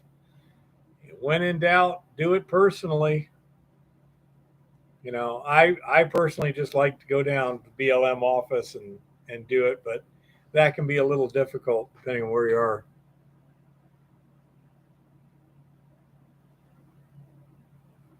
Oh, I believe it, Jean-Francois. Don't forget blue pen for the fee waiver signatures. Now they're caring about the color of the pens. Jeez, Chris. These people are just getting well, they've become asinine years ago. It's just getting more asininer. You're welcome, Mr. Virtue. Okay, any other subjects, anything like that? BLM and County Recorder before the end of the month, no matter what they say. Sounds right to me, Chris. You're welcome, Patrick. You betcha, Jean-Francois. Jean-Francois says, thanks, Keith and Eva. Thank you. Have a great night. To prevent Xeroxing signatures, huh? Good Lord. Oh, what did you think of the tinfoil hat report, Jean-Francois? That got started a long time ago, and we just kept going with it. Oh,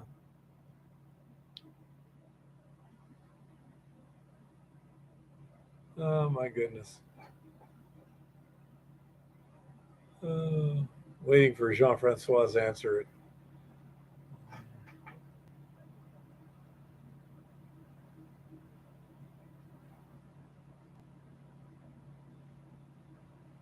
Black for martial law, red for living man, Anglo-Saxon common law. Huh. Strange. I suppose it made a lot of sense back in the day when everything was signed in, ink. Take care, Jean-Francois. Okay. I'm going to call it. What, Jean-Francois? Said, what did you think of the tinfoil hat report? I presume this is your person. Okay, quite funny, he said. Thank you. Show blue pen on a swab, huh? Wow. Okay. Thank you, Jeff. Oh, it worked out pretty well. I'm surprised we're in as good a shape as we are. Well, I'm going to call it a night. Thank you all for showing up and all your input and stuff. And happy prospecting and keep it safe out there.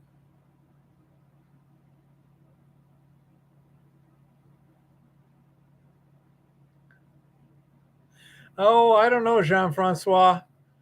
When the giant pile of shit falls from the sky, I want to make sure I'm not standing on ground zero. Oh yeah, there is a big lag delay.